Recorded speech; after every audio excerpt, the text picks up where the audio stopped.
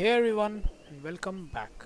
In the last video, we took Bayek to the Siwa necropolis where he interacted a bit with his grandfather and dead grandfather and dead son Kemu.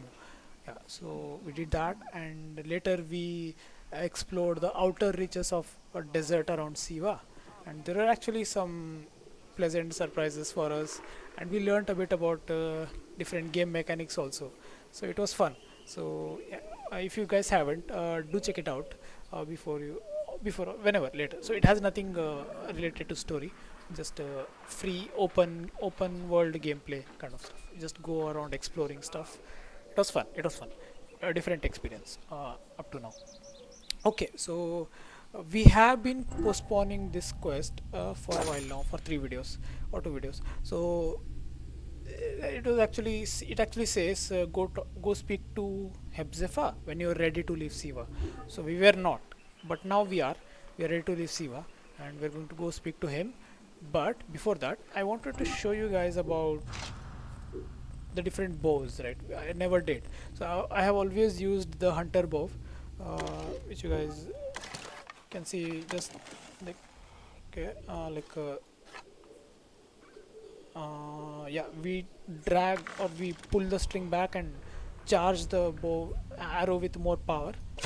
That's basically how bow works. But there's also some other kind of bows, different kind of bow. Let's see this light bow. Okay, so immediately you guys can see Bayek is equipping okay, one arrow on the bow, but also there's multiple arrows ready to shoot next, right? So this is basically a quick bow, so to shoot very quick. So you guys can see that. So yeah, there's no pulling back and stuff like that. So just I can't pull back, so I just quickly shoot multiple arrows. So that's the point of it. So it will deal enough damage in the 4 bows combined. So one bow is not supposed to make sorry, arrow. So read uh, yeah yeah, read that as arrow.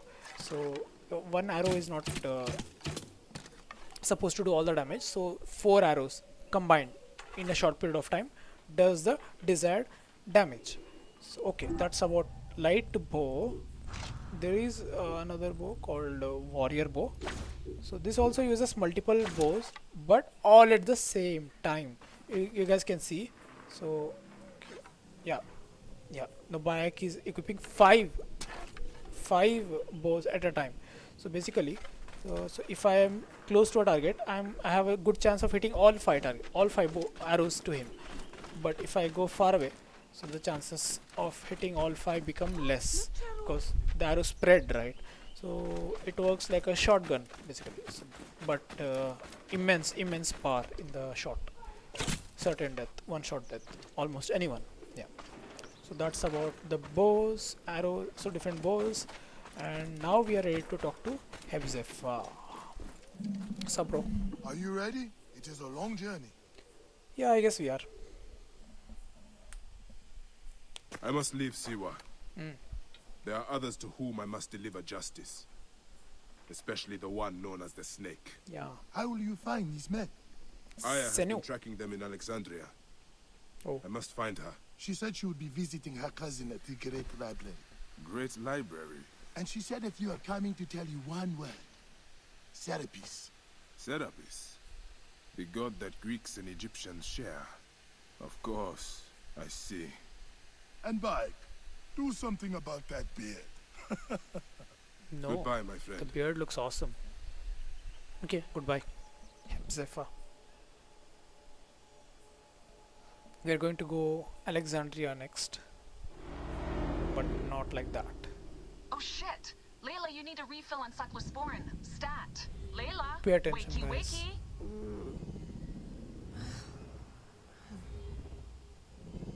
Don't make me come down there. Layla? Layla! Come on back. Layla, are you with me? Habibti. Told you not to call me that. Thing is, the fastest way to get your attention is to piss you off. I'm paying attention. Okay, you need to take a break. The Animus is rejecting you. I'm fine. Yes, but your kidneys aren't. Go add more cyclosporin before they shut down. Yes, Nurse Geary. That's Medical Officer Geary to you. So? How did it go? My mods are holding. Subject's memories are perfectly clear. If this doesn't convince Abstergo to give me a place on the Animus Project, nothing will. Amazing! Who do you have in there? His name is Bayek of Siwa. The death of his son turned him into a killer. Think it'd be of interest to Abstergo? Don't start. You know, they're not gonna be happy with how he handled this assignment. They know I don't work by the book. Well, this time you lit the book on fire and then stomped on it. Anyway, none of this will matter if you're comatose. Now go get that cyclosporin. Okay, a lot of things have happened. I'll talk about it, but let's do this first. She needs to get some cyclosporin. Why? Yeah, let's see. Still looking? Got the cyclosporin. 2 cc should do it. Don't forget the alcohol wipe.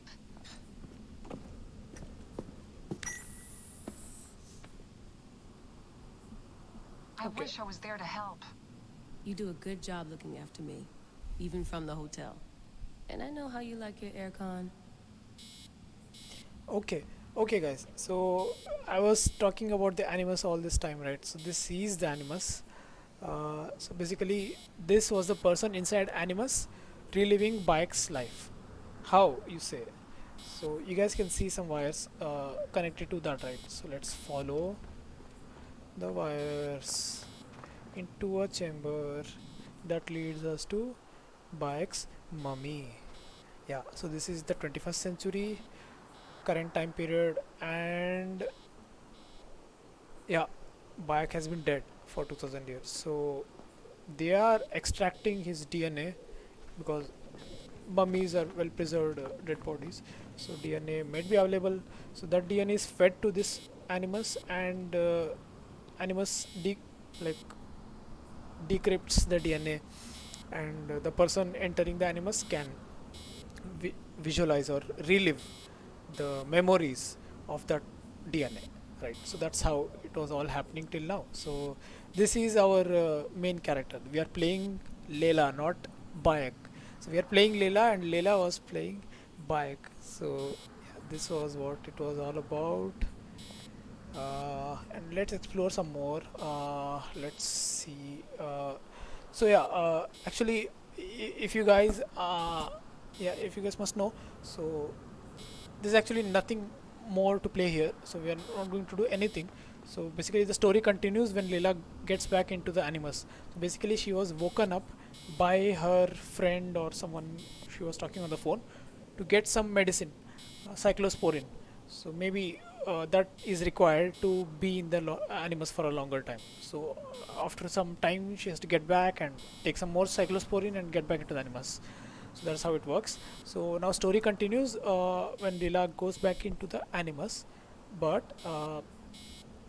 I'm not going to go right now. So we are going to explore some more here, and there are some documents and stuff like that we're going to read. So this is just going to be a big reading session, so that will give us more context and more background info on Layla. Nothing about Bayek and or Bayek's story. So if you guys are like, no, I only like don't care about this Layla, I want Bayek's story, so you guys can skip the video from here, honestly saying so, because there will be nothing related to Bayek from here. So I'll be reading a bunch of papers and documents about Layla and her emails and whatnot. So this will be a long reading session, maybe, yeah, I don't know how long, but yeah, a long, very long reading session. So long enough for my mouth to start hurting.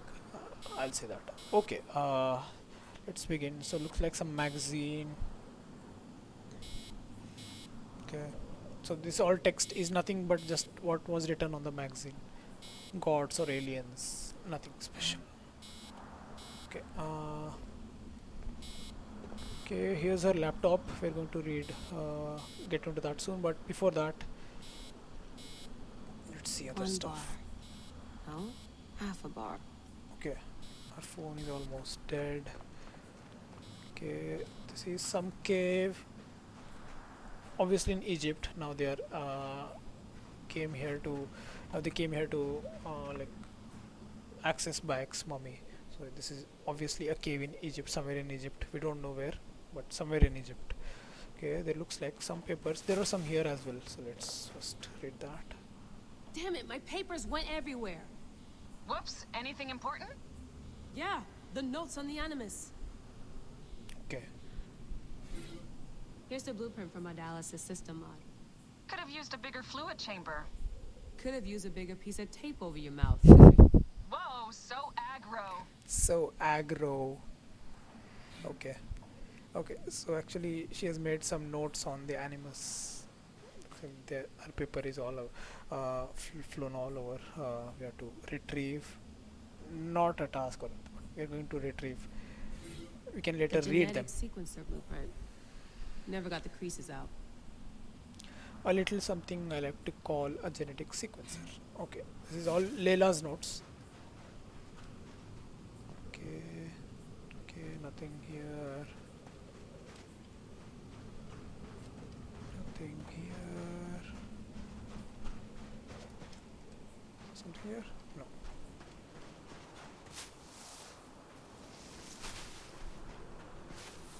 Nothing here.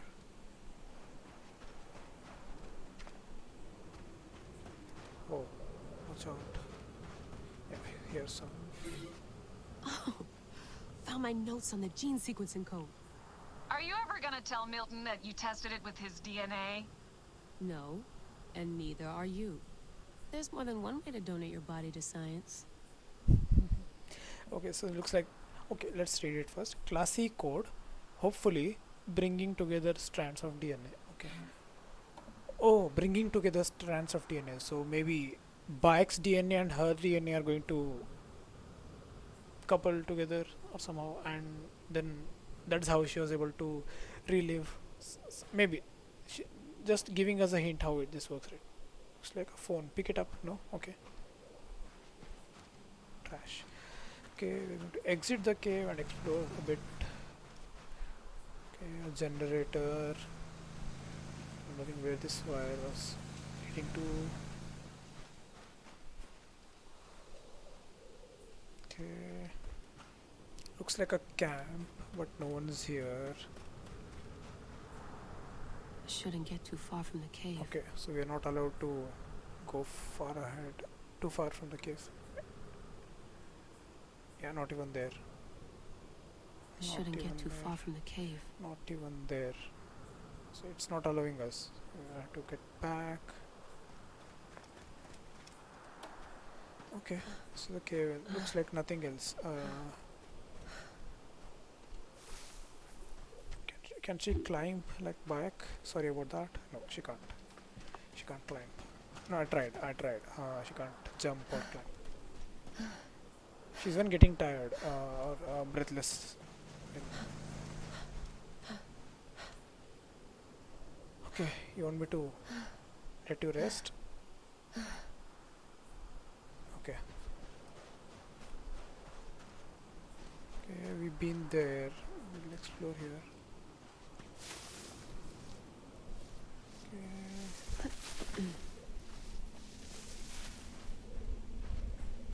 Oh, okay. There's actually some papers there. Since she can't climb, we have to walk that ledge.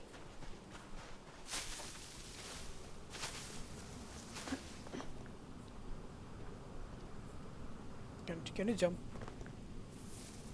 No? Okay. Abstergo's blueprint for the portable Animus. Still a piece of shit. You sure love polishing it, though. Haha. Sure love polishing. Piece of shit, you love polishing it. Okay. Think it gave me something earlier. Or here? Or here? Yeah, here. Generator's holding up. Good job, Layla. Okay. So actually, Abstergo is the company they are working for. We'll learn about it some more. Okay, we took a look at that. So there's nothing else, right? So basically nothing else. in here. Yeah, nothing. Can't interact. Oh, actually interact here. Gladstone Kittredge Esquire. You're fucking kidding me. Sorry about that. Sorry about the colorful language. Gladstone Kittredge Esquire. We don't know what that means, but basically it's a Memphis excavation site, 1877. Okay, so this is actually at Memphis in modern day Egypt, but it was actually excavated, this mummy, in 1877. Bayek's mummy was excavated in 1877. Okay, looks like can't go down, but actually looks like a water source. Nice. Okay, let's head back. Let's have a look in her laptop.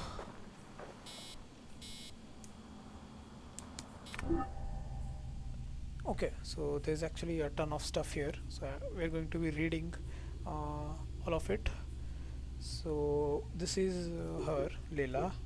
This is her friend, Dr. Geary, someone. She was talking over the Bluetooth headset, and there are actually a lot of stuff. We're going to go through one by one. So this is second disclaimer, guys. This is just going to be a reading video from now on. I'm just going to read and look at some pictures maybe. So basically get more information about Layla. Nothing about Bayek. Okay, maybe something here. There is some folder called Bayek Notes. So, but I assure you, if you skip this video, you're going to miss nothing. If you're not interested, do skip this. Don't drag yourself through this. If it's going to bore you. But if you are interested in like actually game lore about backstory or context information about Layla, it is actually interesting. We are going to learn about Animus, the company that Layla works for, Abstergo, and a lot of other cool stuff, right? So, but nothing about Bayek. So, it'll change nothing about your like what you know about the story of Bayek. So, last time we were there, so Bayek actually left Siwa for Alexandria, looking for Aya, his wife. So we are going to continue from there next time, but before that we are going to take a look at Layla's life. Who is this person that is actually accessing Bayek's DNA, right? So we're going to do that, but I also give you an option to skip without losing any story information of Bayek, but you're going to lose information on Layla though. But if you're not interested about Layla, do skip by all means. Okay, but I urge you guys to stay because it's actually interesting. Lot of interesting stuff here. Okay, so let's make our way through all the folders. First, folder group Abstergo Historical Research Division. Folder name Documentation. Okay, there's actually a lot of files here. Let's go through them one by one. It says title is Employee Manual.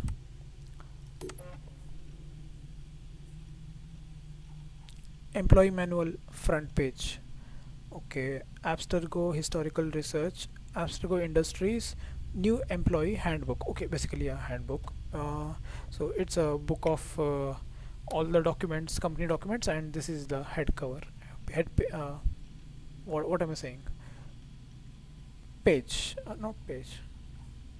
Front page, yeah. Okay. Abstergo Corporation NDA, non-disclosure agreement. Yeah, non-disclosure agreement. Okay. Actually, there is two things I can read.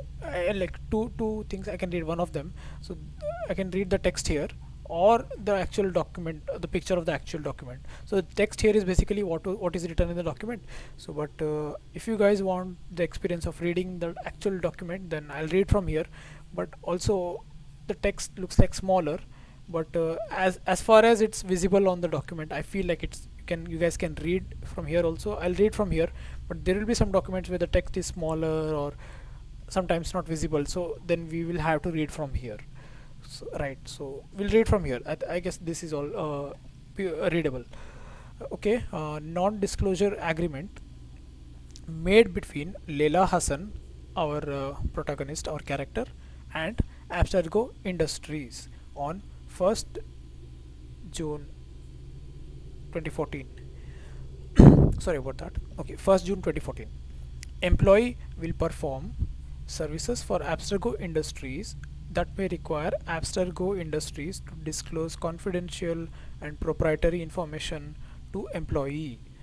In brackets, confidential information is information of any kind, nature, or description concerning any matters affecting or relating to employees' services for Abstergo Industries, the business or operations of Abstergo Industries, and or the products, drawings, plans, processes, Animus experience, or other data, close brackets, or other data, okay, close brackets. Okay, so this is telling all the information that Layla interacts with the is confidential and cannot reveal to anyone. Okay, that part is actually coming up. Okay, let me just continue reading. The employee agrees as follows. Employee will hold the confidential information received in strict confidence and shall exercise an extreme degree of care to prevent disclosure of others. Employee will not disclose or divulge either directly or indirectly the confidential information unless first authorized to do so in writing. Okay, so basically she has to, like Leela has to withhold all the information, typical NDA stuff. Employee will, upon request or upon termination, deliver to Abstergo Industries any drawing, notes, documents, equipment, and material received from Abstergo Industries or originating from its activities for Abstergo Industries. Okay, common stuff. Abstergo Industries shall have the sole right to determine the treatment of any information that is part of project specific received, that is part or project specific received from employee, including the right to disclose the same without prior patent applications, to file copyright registrations in its own name, or to follow any other procedure as Abstergo Industries may deem appropriate. Okay, so we have all the rights over the data. Even if it is your hard work, we own it. That is what they're saying. Fair enough, fair enough. Abstergo Industries reserves the right to take disciplinary action up to and including termination and memory removal. Wow, that's extreme. For violation of this agreement, memory removal, crazy. Signing below signifies that the employee agrees to the terms and conditions of the agreement stated above. Signed by Simon Hathaway, we don't know who is that, and Layla Hassan on 1st June 2014. Okay, the same thing again in text. Okay, that was NDA. So now employee manual, mission statement, historical research, mission statement. Okay, if this text is too small, looks like, so I'm going to read from here or here. Okay, maybe it's visible. The mandate of Abstergo's historical research division is to conduct rigorous research into historical events and document this research in meticulous fashion, with a particular focus on investigating previously obscure incidents and shedding light on the historical personages involved therein. Okay.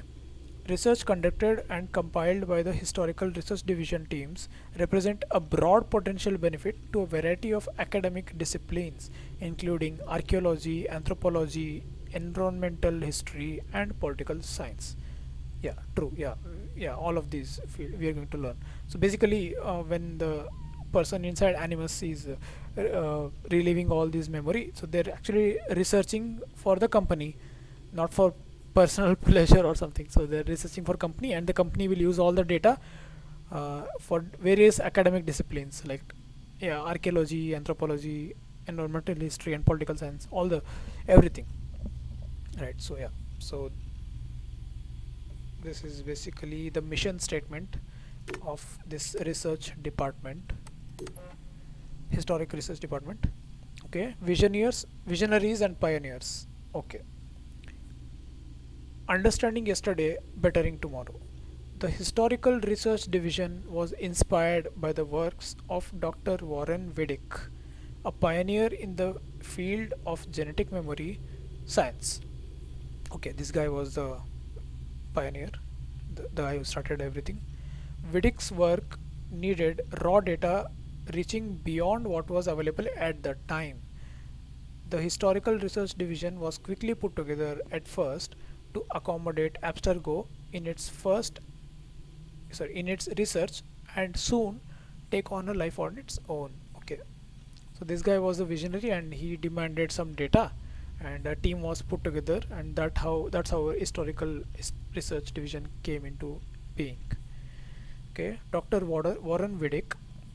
Dr. Vidic was responsible for Abstergo's first forays into genetic memory exploration. Without the benefits of Vidic's extensive research and rigorous approach to scientific practice, Abstergo would not be what it is today. Okay, so basically this is the main guy for them. He started everything. Okay, so Alvaro Grammatica. Grammatica's background in mechanical engineering, biology. Whoa. Okay, that's very complimenting. And computer science. What? That's like everything, bro. Mechanical engineering, biology, and computer science. What else is there? Yeah, maybe physics, some physics. Okay, okay. And computer science make, helped make him the first to recognize how rich and meaningful historical material acquisition could cement Abstergo's standing in the modern day landscape. Okay, so this guy was skilled at multiple stuff. Alvaro Grammatica. Okay, so then Isabelle Ardant. Ardant joined the company as a digital archivist with a deep knowledge of computer science. She ushered in a data revolution which reshaped Abstergo's acquisition, management, and archival of genetic memories. Okay, so there's another computer person. Then Simon Hathaway. Oh, yeah, the same guy who signed on the NDA, Layla's NDA. Okay, Simon Hathaway. Hathaway is the current head of historical research division. Okay, that's why he signed on her NDA. She is her. She is working in his division. His insatiable thirst for knowledge of all things. Sorry, his insatiable thirst for knowledge of all things human drives the pursuit of historical and memory-based data towards unexplored frontiers. Okay, so this guy is the boss of Layla basically. So he's head of historical research. Okay, Philadelphia facility. An historical city seemed fitting for a facility thriving on history. Located just minutes away from the famous Delaware River, the building itself was designed in 1985, okay, by the rising architect John Novell. The facility line houses various divisions. Lineage and acquisition, lineage and acquisition is housed next to Abstergo Medical, and both have very strong ties to historic research and the very special Animus training program. Okay, so they're explaining their head office, their different departments basically. The respected Juhani Otso Berg oversees the Philadelphia facility, known to be a favorite venue for crucial directors gathering. Okay, so a lot of directors meetings happen here. Of course, nothing eclipses the imposing library and archive hall where all of Abstergo's knowledge, both physical and digital, is said to be stored under impenetrable security. Okay, there is actually a library and archive hall where all the knowledge, like now like for to say Layla has played through the memory of Bayek, so that is recorded and stored in this digitally, something like that. Okay. Basically, they're explaining their head office in Philadelphia. It's an American company, looks like. Okay. Modern day historians. Abstergo's historians have nothing in common with the academic scholars you might be thinking of. Okay, so they master a deep knowledge of historical tomes and an uncanny ability to successfully comb through the voluminous databases owned by Abstergo. Okay. However, they express their true talents when out in the field, retracing what forgotten stories were left behind. Yeah, so Layla is one of such people, retracing histories, assisted by cutting-edge technology, the Animus. Each of our historical tactical team (HTT) is composed of a technician and a medical officer. Okay, so looks like Layla is the technician here, and the other person talking on the phone is medical officer. She was advising take the cyclosporin and whatnot. Okay. Together, they gather the knowledge told by forgotten artifacts and extinct bloodlines. They uncover tales through obsolete and they uncover tales thought obsolete and combine the wisdom of oral history with tomorrow's scientific discoveries. These see it all, find it all teams allow Abstergo and all its divisions to push back on the limits of what is known and what can be done to better the future of each and every one of us. Okay, just document about what they do. Okay, medicine at the service of history.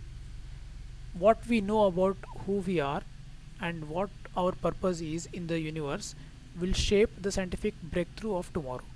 Men and women have been looking at foreign galaxies and the Challenger Deep for answers or shreds of evidence that could open the door to the next scientific revolution. Abstergo turned to a far more familiar phenomenon for answers. Us, humans. Perhaps the answer is within, should be within, looks like. Perhaps the answer is within each and every one of us. The human genome conceals our blueprint, but perhaps it contains a lot more. Today, we are exploring genetic memories and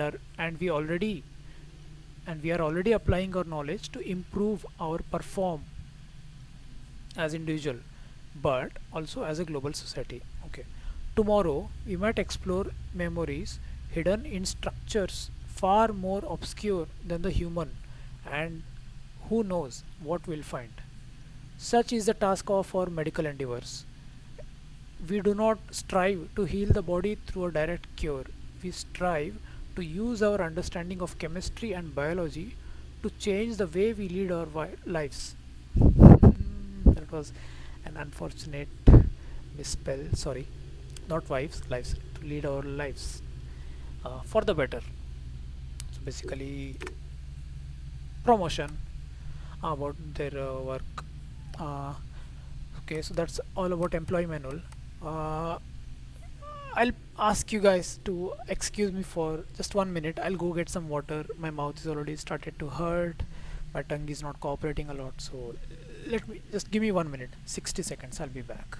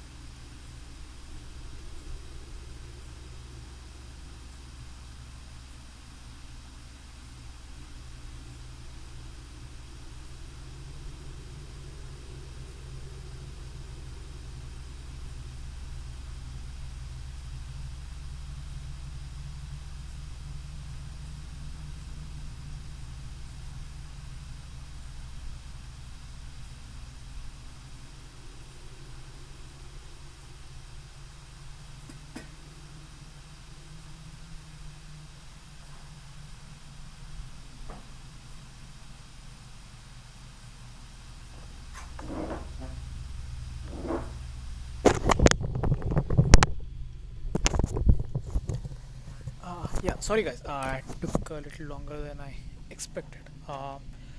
Okay, thanks for staying with me. Yeah, let's continue. Field guide, the topic. So, looks like another book. Yeah, another book. Abstergo Historical Research Division, Historical Tactical Team, Field Manual. Okay, the front page. Emergency procedures. Managing and balancing initiative when in the field. Standard procedures require both members of a tactical historical team to signal without further delay any changes occurring in an ongoing mission. Okay, so changes in deployment, operations, methodology, timing, person of interest, and or expected results need to be communicated and approved by the proper channels, both through central dispatch and internal memo, some form. Okay, so they will plan the operation in some way, and if something changes according as something goes not part of the plan, or not going wrong per se, but something goes in a different way, then it must be communicated. Unauthorized action is to be considered only in the face of imminent danger, or if facing the threat of permanently compromising an operation by losing crucial data beyond our means of historical recovery. Okay, so only take unauthorized action, only take action by yourself when there is a danger to your danger to the person, or uh, danger to the mission, like data can be lost, something like that. So, okay, so just a sec.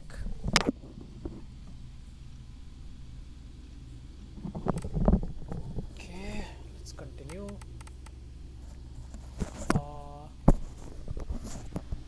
Standard issue material.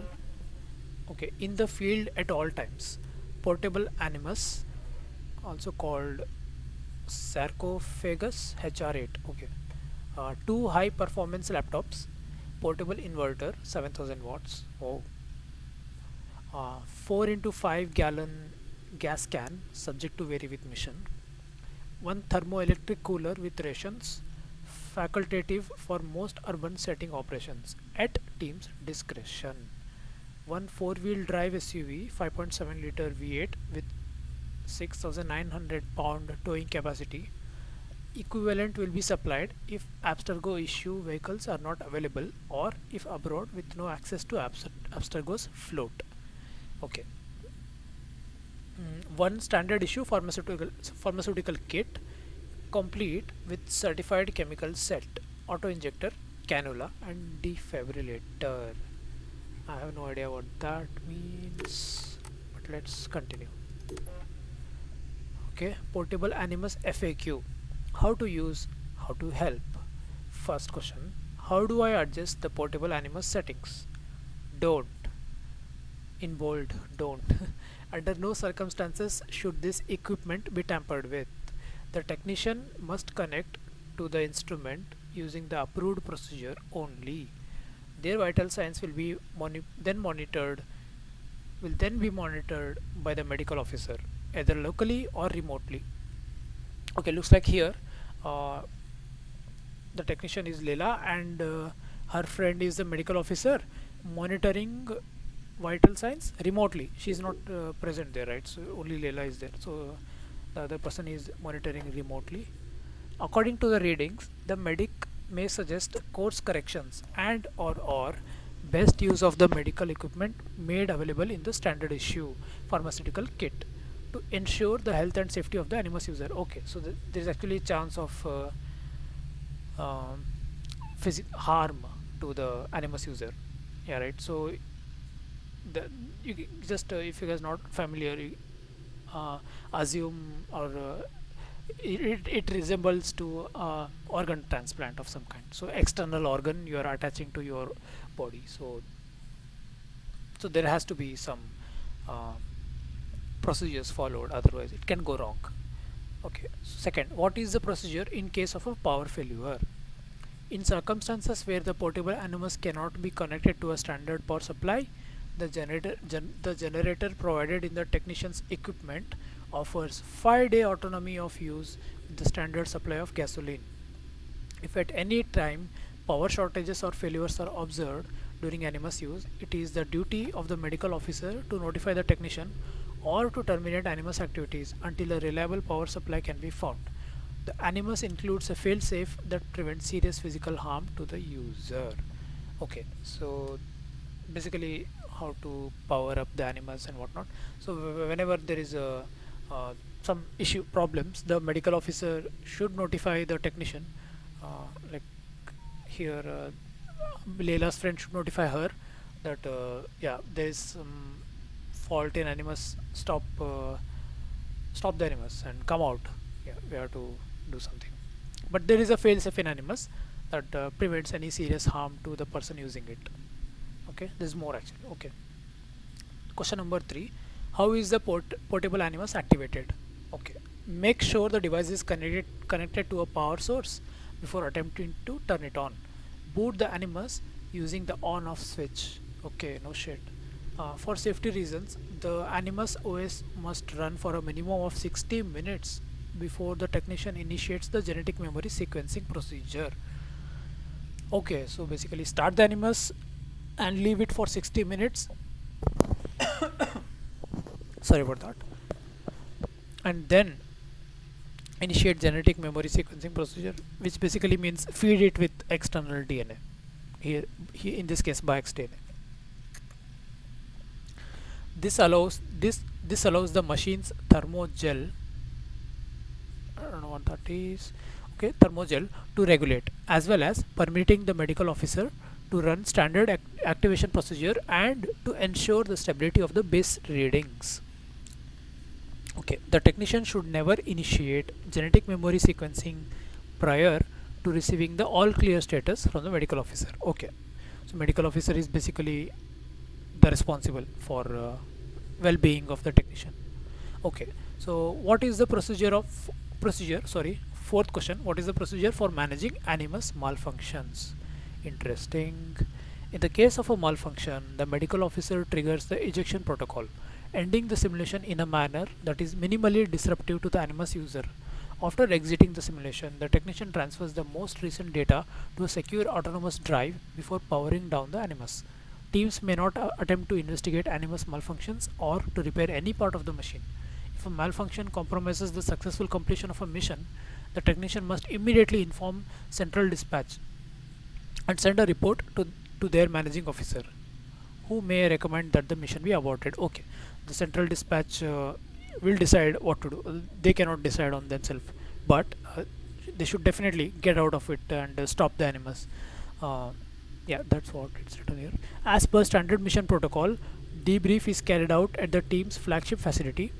The faulty device is to be returned to the Animus project team for evaluation. Okay, what to do in case Animus malfunctions or fails. Okay, two more. Transfer of rights. Legal disclosure of intellectual property rights while in the field. Disclaimer: Abstergo Industries owns or retains the rights to all intellectual property and data that may stem from the activities of a member of any HTT, both on and off duty. Okay, so basically, your hard work, we own the results or data, but we pay you well, so yeah, it's all right. Definitions. The term intellectual property applies to patents, patent applications, inventions, internet activity, archaeological and historical discoveries, genetic exploration and memories, and abilities acquired as a result of the Animus bleeding effect. Okay, so what Animus bleeding effects means is, okay, for example, Layla can't climb a 200 meter, climb anything for that matter. For now, we saw, right? Yeah, no disrespect, sorry, but yeah, you suck at climbing right now, but that's okay. Many of us do. That's all right. That's normal. But well, being in a long Animus for a long time and reliving the life of another person who can actually climb like Bayek. So their abilities start to get transferred from uh, Bayek's DNA to Layla's DNA, right? So like it's bleeding. The abilities are bleeding outside, right? So she's not she's learning how to climb, but by not actually climbing, not actually practicing climbing, but she doesn't have to do it. She just trains her brain, like subconsciously. She is reliving, right? She is actually climbing, but she in she's experiencing the experience of climbing, like, right? So but not in her life, but she's experiencing climbing in Bayek's life, but that is good enough if done over a long period of time for it to transfer to into her DNA. So that is what bleeding effect is all about, basically. So Animus bleeding effect. So I'm not making any of this up. They explained it in previous Assassin's Creed game, one of the previous Assassin's Creed game. Okay, so that's what they said. So in future, don't be surprised if Layla is all proper assassin, right? Like Bayek, a fighter, like being in Animus for a long time. Right? That can happen. That can happen.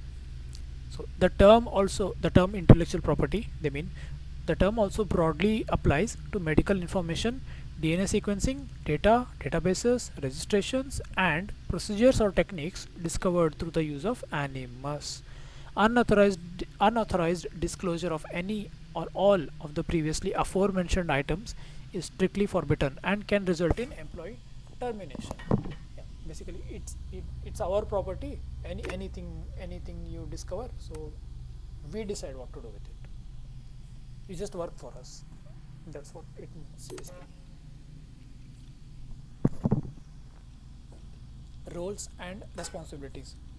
Who does what in the field? Historical research division teams are composed of two abstergo operatives. The efficiency of each team is based both on excellence of individual skill set. That went horribly wrong. Uh, the efficiency of each team. Sorry, I started coughing, but it didn't come through. Yeah, that's what happened. The efficiency of each team. Sorry, let's continue. The efficiency of each team is based both on excellence of individual skill sets and on the successful integration of these skill sets into a functional whole. Okay, so there are two people in a team. So one is a medical officer who conducts genetic, chemical, composite, geological analysis of artifacts or person of interest. So here Bayek is the person of interest. They are studying his life. That's why he is the person of interest. Artifacts are any objects that are also of interest. Ensures, okay, medical officers ensures the health and safety of both team members. Okay, assesses personal activities that may harm the success of an operation in progress.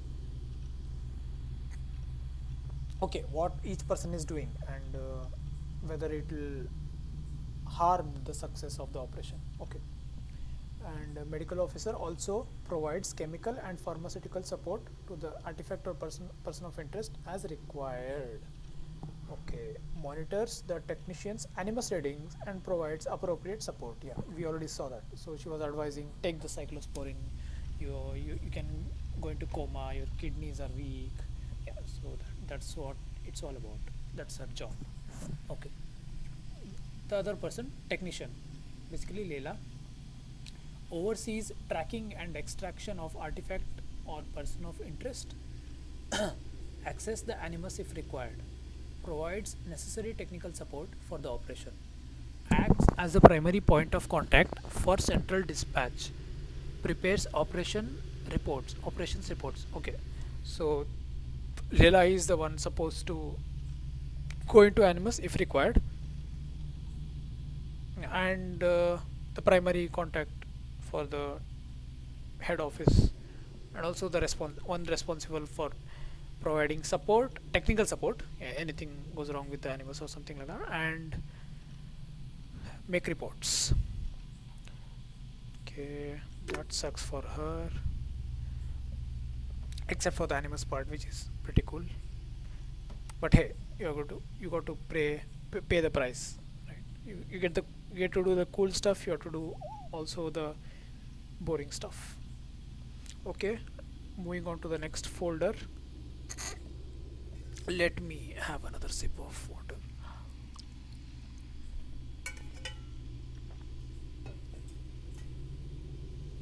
Okay, Animus Guide. Uh, yeah, Animus. The journey through time of a journey through time. Wow. Yeah, mind blowing. Mind blowing. Wait, I'll let it sink in. Even it hasn't sunk in for me. The journey through time of a journey through time. Okay. Okay, so basically, they are reliving history. So that's what it means. So history is journey through time, and they're reliving it. So they are again taking the journey through time of history, which is a journey through time. Wow. Next level. Next level. Okay, that was the front page. Now, introduction. DNA is more than pure genetic information. It also contains zettabytes of factual and historical data, which which we now call genetic memories. Okay. The initial goal of the Animus project was to explore those genetic memories via virtual reality. Okay, yeah, Animus does that. So Animus is basically virtual reality. So it's not real, but one virtual reality, guys, basically, yeah, right? So yeah, you guys are familiar with virtual reality. So breakthrough discoveries allowed the technology to become a way for Abstergo users to actually interface with history and explore what was once thought lost forever. So Animus allows the uh, users to actually interact with history, right? So you're not just reading history, you're not just watching history, you are living the history. Yeah, you are becoming one of the persons in history and living their life. So that's what Animus is doing. Okay, the Animus software is adaptive. So as the memories unfold, the program adapts subtly to render a customized experience within the framework's boundaries. Okay, so it's also a bit of machine learning as well here. The experience unravels in the user's conscience. Yeah. So this is all whatever till happened till now, the Bayek's whole life story. It's all happening. We all saw that happen in Layla's brain, Layla's conscience, right?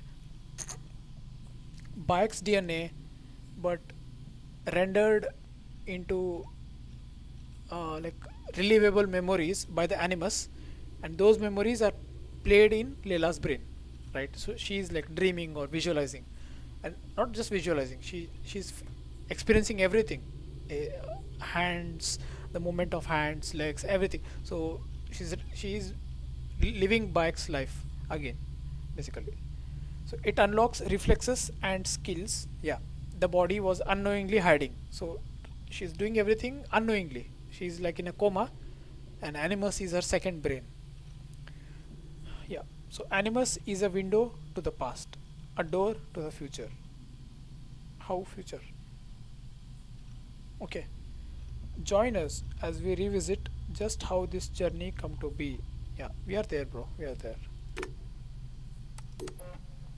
Where it all started. Okay, some history. It was in Philadelphia in 1795. Okay, that Philip Singh Physic performed the first human blood transfusion in the history of medicine. Okay, now I'm wondering, is it actually the real story? A real thing happened in 1795. The person. Uh, so that's why this game is next level, because it uses real events also and builds its story on the real events. Like Animus is totally fiction, not real. It's not possible in reality, but they are using real stories, real history, that all this blood transfusion first, everything, and building their story on this. So that's what makes it difficult to, not difficult, kind of exciting to say. Like they're using real. So it sounds almost too real, right? But it's all not possible at this point. Maybe in future humans are humans have discovered the technology to do that, but right now I don't know where we are with that. Fine, fine. Let's not digress too much. The idea of transporting blood from one body to another fascinated the distinguished surgeon, but what he found exceeded his expectations. Okay, fearing the scientific community would not be ready for such revelations, he gave his unpublished paper to his colleague and friend Benjamin Rush. Okay, so maybe the guy actually found something more than what he expected. So he thought the people will not be ready to accept his findings. So he only published his paper to his friend. Physics knowledge was all but lost until Pauling, financed by the Rockefeller Rockefeller Foundation, started researching the restricted archives of Library Company of Philadelphia and found the physics paper that had been secretly preserved by Rush. Okay, some more years later, maybe physics is dead by this time. Some new guy called Pauling. He's now researching, and he found his paper, and he took interest in this and furthered his study on physics study, something like that. Yeah, yeah. Pauling's work on the hemoglobin structure, which was loosely borrowed from physics lost paper, paved the way for his triple and double helix discoveries. Okay, so Pauling also continues some work based on physics work, and he discovered triple and double helix. So triple helix is fiction, not real, guys. I believe we know double helix, right? Yeah, DNA is double helical. Maybe so now triple helix is where the game, I think, game fiction starts. Or maybe I may be wrong. Triple helix might be there in real. I don't know. Let me know, guys, in comment if you are interested. Okay, Abstergo's interest. Okay, Clinton B. Rosenberg, PhD, was hired by Abstergo to keep a very close watch on Dr. Pauling's work on DNA structure. Okay, Abstergo actually hired some guy to follow his work, Pauling's work on DNA structure. He reported his findings directly to the director of Abstergo Chemical. The relationship eventually turned sour. Okay, maybe the relationship between Clinton and the director of Abstergo, or Clinton and Pauling. Who? Okay, we will see. But the information gathered proved essential to Warren Beatty's Animus project. Okay, Clinton B. Roseberg, PhD. Okay, the same thing. Looks like there's actually some letters. 14th August 14, 1952. Mr. Director, as requested, I'm keeping you abreast of Dr. Pauling's latest findings. Please find an article slated for. Okay, I'm just going to read the text from below because it's sometimes not clear. Please find an article slated for PNAS enclosed, which proposes a structural model for deoxyribonucleic acid. I will spare you the details, but you will find this triple helix model made of 3 intertwined strands of DNA to be highly elegant. It rivals his earlier work on protein structure. I believe Abstergo Chemicals should pay special attention to the evolution of DNA science, as it will likely unlock the very secrets of life. Please note, I would be more than willing to play a more direct role to encourage Dr. Pauling's research efforts if you wish me to be. Okay, so now he's not working with him, but he's just following his work. So he's asking, let me work with him directly, because his Pauling's any findings can be useful for Abstergo. So I will encourage him, I'll assist him, I'll use my knowledge to help him. So maybe he will be more successful with my help. So make me do that. So he's asking. In the meantime, I wanted to thank you for trusting me.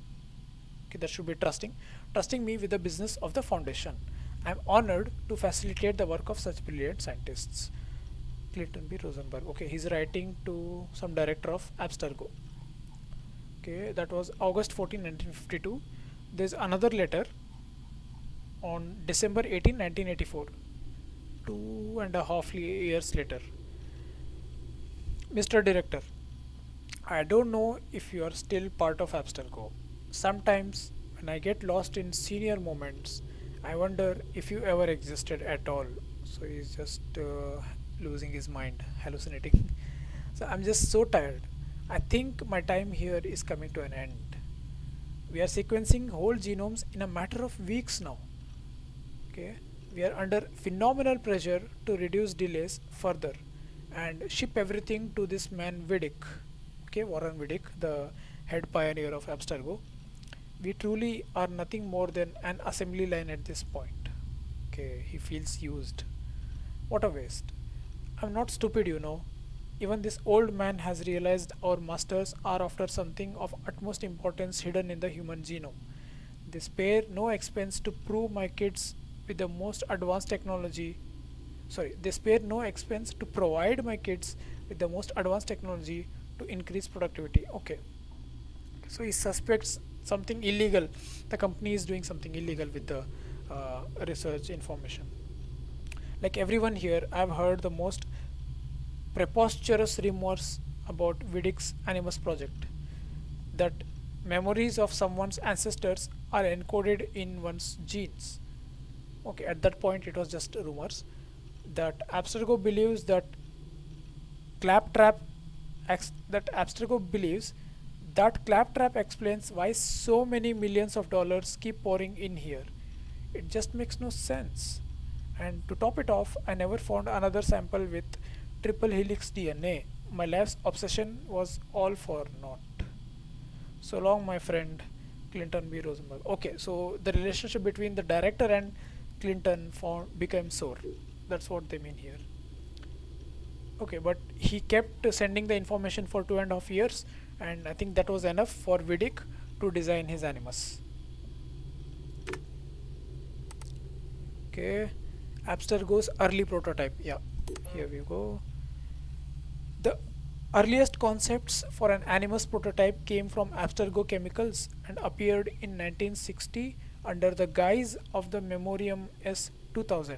Okay, that was the name of the first Animus. Very little was achieved and the prototype hardly left the drawing board, although some arrangements were made with the US Army to test the Memoriam through Project MK Ultra. Okay, so they actually gave it to the US Army to test it, but they said not a lot of progress was made. Okay, this was the first Animus.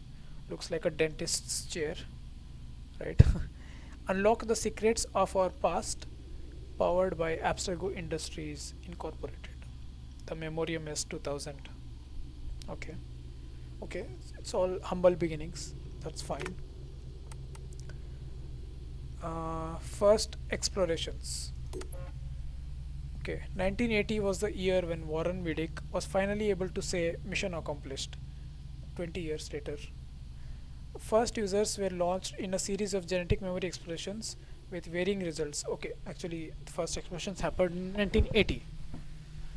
In San Francisco, the surrogate initiative allowed Subject Zero, Eileen Bock, to explore memories outside of the subject's own bloodline, but it turned out to be as dangerous as it was costly. Okay, so the first person to explore the memories of outside bloodline or someone else's DNA was Eileen Bock, but it turned out to be dangerous and costly, it seems.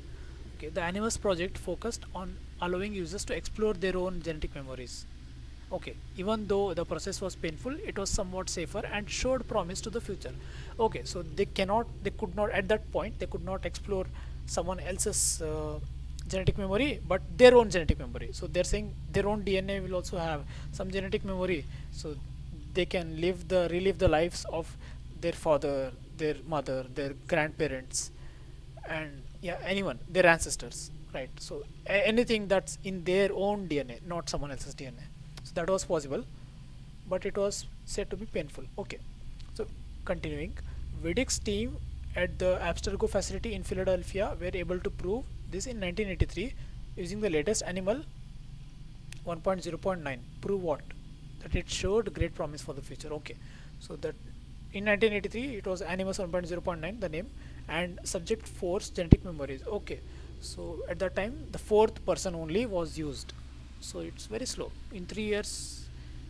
Okay, so it was actually very rare, I think, to allow a person. Maybe it's very expensive as well and very risky, but it should be illegal also, right, to play with genetics like that. So that's why it was top secret, so it's illegal really. Yeah, so that was that, and this is the 1983's Animus MS 3000. Okay, so that was 1980. The first was the first successful Animus. Computing makes mind reading possible. Okay, looks like some design called that Abstergo Animus 1.45S. Okay, it's all classified. 6. The golden years. More stable than ever before, more stable than ever before, and with greater control over the well-documented bleeding effect, the Animus 1.28 was developed by the Abstergo facility in Philadelphia in 2002. Okay, so before the bleeding effect was actually a problem, now they got control over it, and actually it became a benefit, right? So the person who was inside the Animus was getting the skills of their ancestors, something like that. Okay, so in 2002 it was actually more stable. If the design has evolved over the last 10 years, the technology remained basically the same. Only the design evolved. Okay, it's true. Few subjects were able to, even today. So uh, we have the technology, or we have the knowledge, okay, assuming. So we know that DNA has all these ancestors, uh, memories and everything whatnot, but we don't have the technology. So yeah, only the technology needs improving even today, if at all. Yeah, I don't know, I'm just fantasy. Okay, fine. It's true, few subjects were able to fully experience the simulations, and those who did could only visit their own genetic memories. The work accomplished by subjects 4 through 17. Okay, now more people were actually testing this, and later by all the participants in the Animi, multiple Animuses, training program was critical for the development of Animus technology and for all of the Abstergo industries and endeavors. So okay, at this point in 2002 it was more stable, and more people were actually testing the Animus. An Animus for all. Building on the progress made by Animus project teams in Philadelphia, Rome, and Madrid, Abstergo Entertainment Division introduces a revolutionary system called the Animus Omega, a game console granting anyone anywhere unprecedented access to a variety of pre-recorded genetic memories. Okay, kind of they released a game console, so they record genetic memories. Actually, not actually okay, just like simulation to say. Uh, so they record some genetic memories, and they released sort of a game or virtual reality called Animus Omega. Okay, so Helix later introduced a similar experience through a cloud-based service, eliminating the need for a console altogether.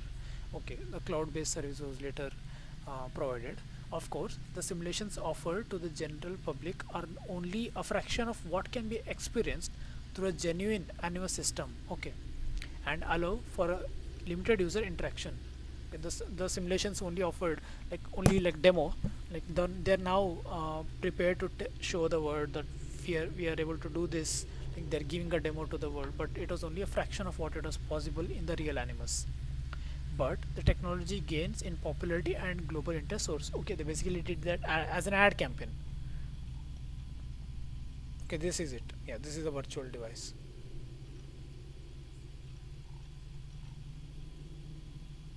Okay, reaching new heights with the ARI. Okay, based on VR research, the Animus Omega, from the earlier page. The Animus project teams realized that they could maximize the efficiency of the Animus and even harness the bleeding effect where immersion and physicality are combined, right? So yeah, so they are now making use of the bleeding effect. Before it was a disadvantage for the person who is testing, but now they somehow learned to convert it to their benefit or advantage. Yeah, right. Okay, so biotechnologies played a critical role in creating the epidural system used by the airy animals. The visceral nature of the experience drove synchronization levels to new heights, allowing for S-range genetic memory exploration never seen before. So basically, maybe that means uh, outside of one's own genome, like explore someone else's genetic memory, not our own. Maybe that. Okay, but they're making new progress, new explorations. That was not possible before. Okay, continuing. Instead of trying to contain the bleeding effect, the Airy unleashes it. Yeah, and uses its potential to blur the lines between users' reality and the simulations they are engaged in. So now, yeah, the user uh, now starts to uh, find it increasingly difficult to distinguish between their real life and their ancestors life. They are using the bleeding skill speeding effect, abilities bleeding effect, as a tool to make the experience more real. The ARI can only be used in controlled medical environment. Okay, yeah, because of all that. So this is the ARI. Wow. Yeah. Oh, okay.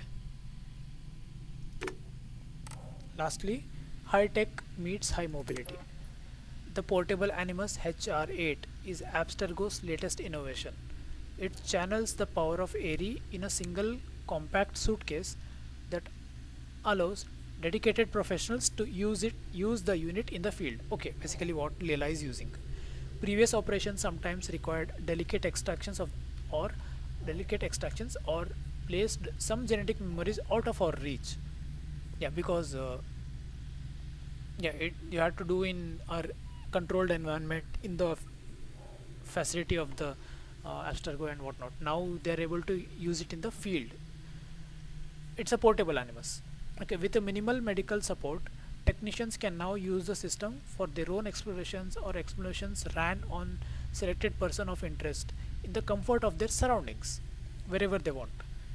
For safety purpose, the epidural connection has been replaced by a hematological link. Okay, I don't understand that. It sequences the information stored in the user's red blood cells. Okay, yeah, I understand that. Okay, like any intravenous intervention, the result is fast, intense, and intertwined to the user's biological functions. Just like the ARI, the simulation is not transmitted to the user's brain, it is physically rendered through the user's organs and interpreted by the brain as being real. Okay, so it's basically the reverse of what actually happens. Like if you want to move your hand, the signal comes from brain, right? The brain tells move your hand and the hand moves, and the brain is experiencing the hand moving. The signals are going back to the brain saying this hand has moved, my hand has moved. So that's how real works. So what they're doing with the Animus is the signal doesn't come from brain to hand first, but the signal actually the hand actually moves, uh, and that signal actually comes from the DNA of the uh, external DNA that is supplied to the Animus. Yeah, right. So the signals are actually coming from the Animus, which is acting like a second brain, and your hands are moving, and then later your brain, your own brain is realizing that your hands are moving. So without even giving the instruction, the hands are moving. Or your hands are moving. Basically, something like that. Okay. So first the information is rendered to users organs, and then your brain interprets as though it is real. Yeah, this is the one. This is the one currently being used. So we can that can be packed into a suitcase and Portable. I bet it's heavy though. Okay, that's about the Animus. Let's move ahead. Okay, field briefing. Okay, only one.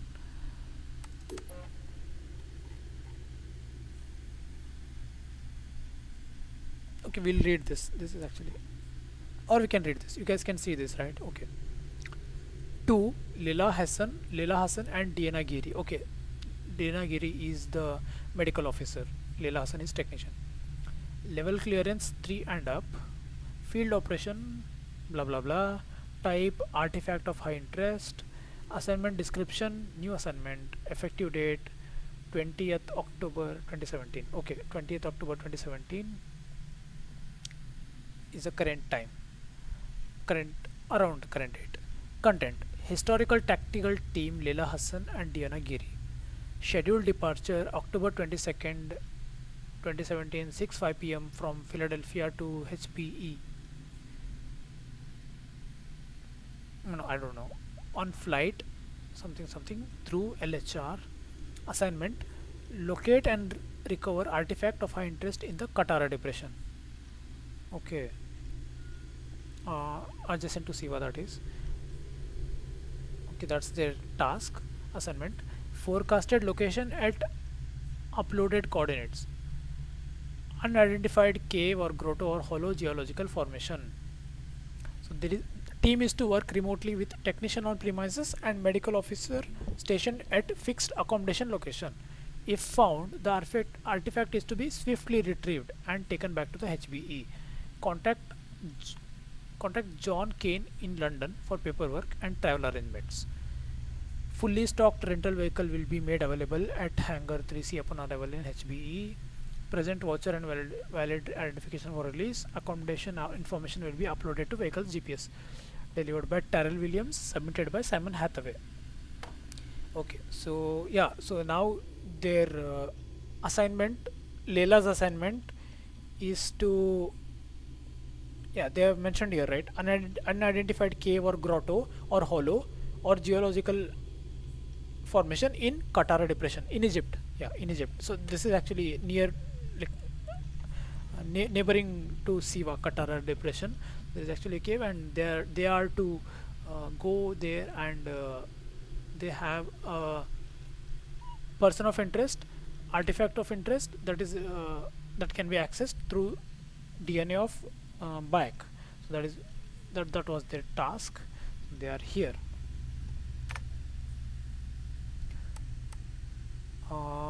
Okay, now coming to Layla Hassan project. Layla Hassan project. Okay, Animus Design folder. Okay, a bunch of images. Okay, she's no, doesn't make any sense. Main handle tubings. Okay, okay, she's actually designing, doing some designs.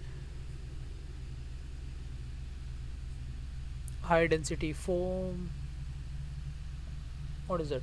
Baby sensor? Baby sensor, booby sensor. I don't know. Thermal gel or body sensor. Okay, body temperature regulator. Main computer unit, main animus computer unit, dialysis unit, injector, whatnot. Okay, all this. If it makes any sense to you guys, it didn't to me. So, okay. Classic code, hopefully bringing together strands of DNA. Okay, this is what we found on the outside. Yeah, we actually found one of these papers outside. Fine. Then Bayek Notes, another folder. Okay, there's only one. It worked. It worked. I mean, the side effects suck, but my portable Animus is up and running. See what I did, Sophia? So, I don't know how long I was in there, but it was long enough. But I think this, what was, okay, but I think this, what was it again? Magi, like a cop or sheriff, note to self, look this up, find a good description. Okay, but I think this Magi, Bayek, could be a member of this brotherhood of assassins, same as the other subjects Abstergo has been studying. So Abstergo has been studying a lot of brotherhood members of Brotherhood called assassins. So yeah, this guy can. She suspects that Bayek is a Magi, but also he's a brother, part of this Brotherhood of Assassins. Okay, list of things so far. The man is just about as stubborn as I am. Okay, he's good at talking to people and fighting too. People see him as a protector and defender. His community admires him and respects him. He is a shadow when it comes to not being seen. Okay, so she is writing about his natures or his abilities, whatnot. Okay, yeah, I guess he fits the profile in part, but I wonder. He's got the tortured soul thing down pat, hell bent on vengeance and all that stuff. He's got his own thing going on. I could feel it as though it were me. Yeah, the bleeding effect. Not just the physical abilities, they also transferred the emotions also, right? So whatever Bayek feels emotionally, Layla also felt. That's what she writes here. So I could feel it as though it were me. She is feeling all his tortured soul thing, his vengeance, all that. So it was which I guess it was for a while. Which I guess it was for a while. Okay, only for a while it was there. This is so weird. His feelings, so much anger, sadness and hate, so much guilt. Yeah, guilt mostly because he was he was responsible for he was responsible for the death of his son. Other things justified. Anyway, I need more information. Aya, I remember that name coming up. I remember the flutter in Bayek's stomach when he heard it. Yeah, so she's actually feeling everything Bayek felt. So that's what. So whenever Bayek heard that name, he's feeling something in his stomach, like yeah, maybe a person of importance to him. Maybe she is the answer. Only one way to find out. D is gonna love this. Okay, so not always it works. Whenever they study the DNA of a person, it might not always be useful for them. Their life might not be. Suppose they might study the DNA of Hebzefa, right? So they might not get all the information, right? So now there's she's saying Bayek is the guy. We have chosen the right guy to study. So I will continue. So that's what she has written here in Bayek Notes. Okay. Separe orde, the empirical truth. It has nothing. Okay. The gone files. Let's read this. Intro. The gone files. What the hell, Abstergo? Okay. Over the years, I have seen my fair share of crazy shit at Abstergo. Broken promises, backstabbing, obscure HR procedures, false pretense. You see that in every corporation. But people, all key players, but people, all key players, living or disappearing or dying in mysterious circumstances. It's right out of a conspiracy theory movie. Okay, there are key players that are living or dying or disappearing. So she's suspecting something is wrong. Sometimes there's not a word from higher management. Just like that person was never here in the first place. Sometimes there's not a word from higher management. Just like that person was never here in the first place. Okay. At times we get a lame ass excuse that smells of bullshit. Okay. When I think about the people that left, when I think about how Abstergo dealt with their departure, something just doesn't add up. I knew some of them. They weren't the kind of people who just quit to accept a job next door for a salary bump. I'm missing something. What is it? What really happened to those people? Did did their disappearance have more meaning than management would like us to believe? Abstergo, if I could open you with a 2 by 4 screwdriver to find out what's behind that nice and shiny facade of yours. Okay, I asked Letitia England about it once. I made a vague reference to subject 17. Okay, that's what they called the testing people. They didn't call them by names. They referred to them as Subject 17 just to maintain anonymity. And she sharply answered to keep to my stuff and stay out of it.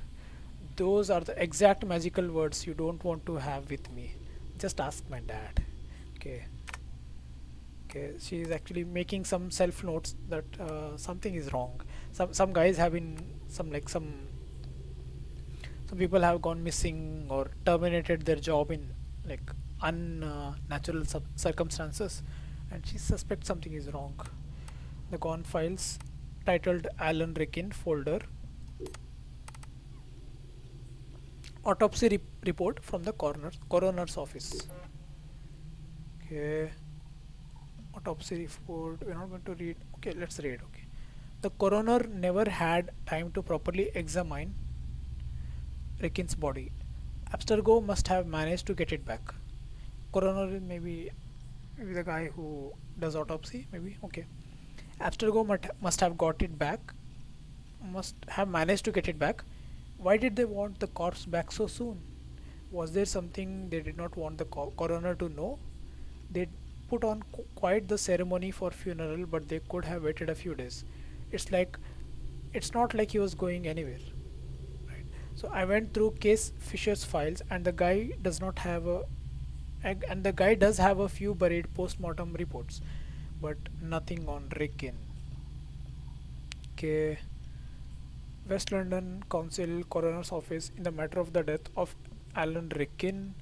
Primary report conducted by Deputy Sullivan. Case number blah blah blah. Date of report some time in 2015. Date of birth. Date of death. Okay. Date of death. Okay. 2016. Okay. 15th December 2016. Date of report. Date of death 14th December 2016. Place of death Holborn Hall, London. Interior. No specific location was not allowed inside. Time of death 9:30 p.m. Medical cause of death lack of oxygen and aspiration of blood. Marks and wounds. Blade damage to trachea. Horizontal incision of the neck. Victim suffered blow to the head. Post-mortem right side, possibly due to the fall of the body of the ground. Possibly due to the fall of the body to the ground. Okay. Right hand shows slight antimonial burn. Blah blah blah burn. Burn patterns from unknown origin. Okay. Maybe because of the animus exposure. Maybe, I don't know. Filed and archived. Could not perform further examination. Body reclaimed by private conglomerate. Okay, and the maybe something is wrong here. So Abstergo did not let them fully do the postmortem. So they got the body back. So done by Deputy Sullivan, the coroner. It was all here. It was so much easier to read that. Okay, fine, whatever. Let's read the next one. Alan Rikkin, Grand Templar Hall invitation. Okay. That's the night Alan Rikkin died. No one I know was invited to the assembly. Not that I would have gone anyway. Too gilded for my taste. But still, what was the ceremony for? And what really happened that night? Okay, this looks like some kind of invitation to Alan Rikkin. In your attendance, we trust. Dr. Alan Rikkin addresses the assembly. Grand Templar Hall, London, December 14, 2016 at 9 o'clock in the evening. Okay, he died at 9:29, 30 minutes later. Okay. Alan Rikkin, the channel, reports on Rickin's death. Okay, some news channel. The media reported Rickin's death as a gas leak accident. I was able to corroborate the operation with emergency services and the fire brigade. But the information I found on the gas pressure levels that night show that they were pretty stable. Something doesn't add up. What is that? What is it with Abstergo's higher ups and unfortunate incidents anyway? Okay, this is the report. Channel London Metro gas leak shuts down West End London district. Emergency services are still evacuating hundreds of people after a severe gas leak was reported in Holborn this evening.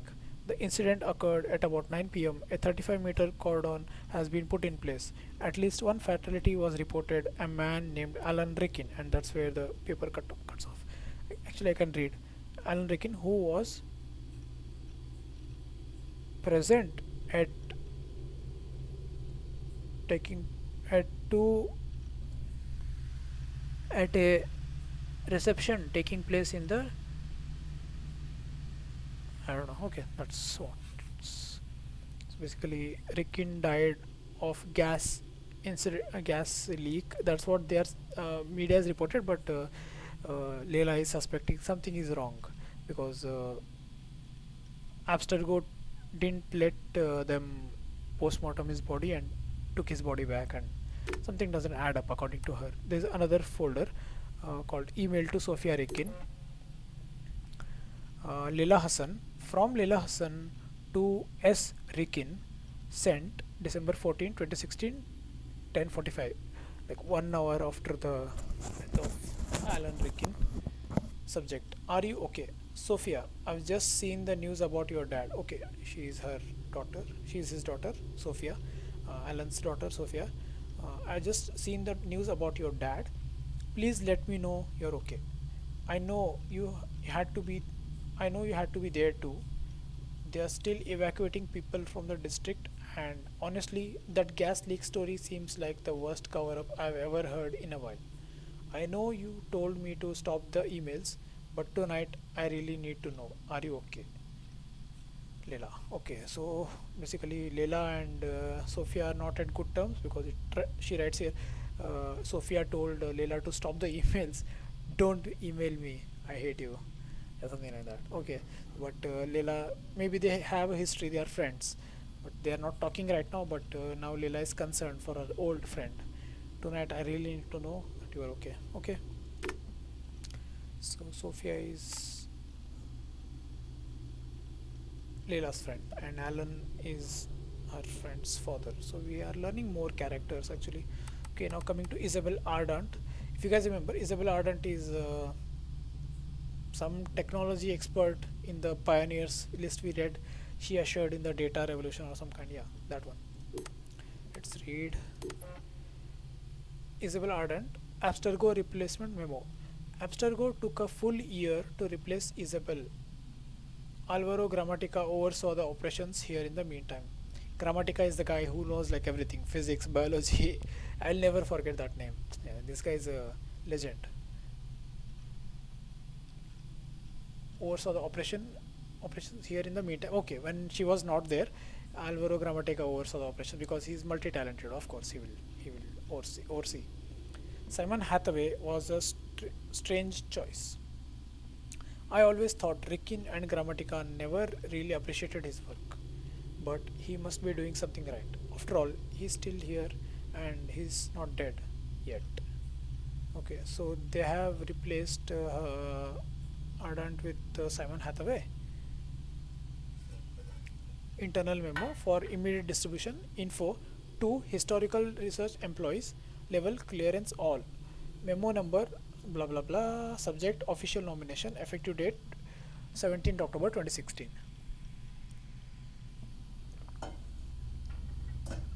Content, and I will just read from here. Uh, Friends, it is with great pleasure that I announce today the nomination of Mr. Simon Hathaway as head of Abstergo Industries Historical Research Division. He will be assisted by Mrs. Victoria Bibio. Bibo. Although almost a year, although almost a year has, it should be right, yeah. Although almost a year has passed since Miss Ardant's unfortunate incident, we are confident that our long search has turned up the perfect candidate to pilot the future of the division. Okay, Ardant has maybe mysteriously died or something as wrong has happened to her. Mr. Hathaway presented me some innovative hypotheses which could shake up the direction of the division. I ask you to assist him in any way possible so that we can make his vision a success for us all. Submitted by Alan Rikkin, chief executive officer. So Alan Rikkin was chief executive officer before he died, but he also died in mysterious conditions, just like Mrs. Ardant, Isabelle Ardant.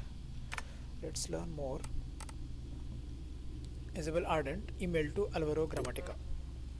Isabelle Ardant found something and Grammatica went through a lot to make sure the email was destroyed. Okay, 80,000 years ago, 80,000? Crazy. Strange architectural shapes and humanoids. 80,000 years ago, strange architectural shapes and humanoids. What on earth is she talking about? And where is the Standish sample today? Okay, okay, this is a email from Isabelle Ardant to Grammatica, but Layla somehow got hold of this. But Alvaro Grammatica actually tried his best to destroy this email because maybe something is wrong. Let's read what's the email. Subject, precursor memo. Alvaro, I hope you are sitting down. Okay, this is not available. Dash. Okay, I'll just say something. Something. Okay, something means when I say something one time, it actually means I'm reading something. But if I say something like twice, then it means a blank. Okay. Something was extra. That sounds funny, but okay, childish and funny, but okay. Um, something. Okay, I can't keep a straight face. Uh, we'll need a another word. I can't say something without breaking into laughter. Um, we'll say mm, apple, right? Apple means blank, so we'll use the word apple. So apple was extra. No, I will use something. Something was extracted from the Standish sample last week. The total video we have amounts to barely 2.7 seconds at 60 fps from a total of something memories. So and so memories. But even with this obscure sample, I'm already getting butterflies. Something. I pulled one frame from the video to show you how mangled the data is. But even at this quality, some striking details emerge. Note the dash figures, a full 20 inches taller on average than the humanoids nearby. Dash. The architecture looks like some combination of Sumerian, Egyptian, and Babylonian, but the metals they are using here alloys are alloys starting with L. Lead? What else? Elsewhere, we see stranger architectural shapes. These structures have no modern precedent anywhere in the world. Though the memories geostamp gives us a location southwest of the dash. Unfortunately, most of the geostamps on these images are confusing. Some pointed to a location in modern Jordan some 80,000 years ago. Other to a few locations in and Ethiopia, maybe Egypt, in Egypt and Ethiopia. But so far we haven't been able to nail anything down with much precision. Archive crawler was not able to reconstruct clustered data with integrity. Okay, they're using archive crawler to reconstruct the email actually. So it was destroyed. So, but some of the words were not reconstructed. Okay, so that something interesting was found by Isabelle Ardant, but Alvaro Grammatica is he destroyed the email basically.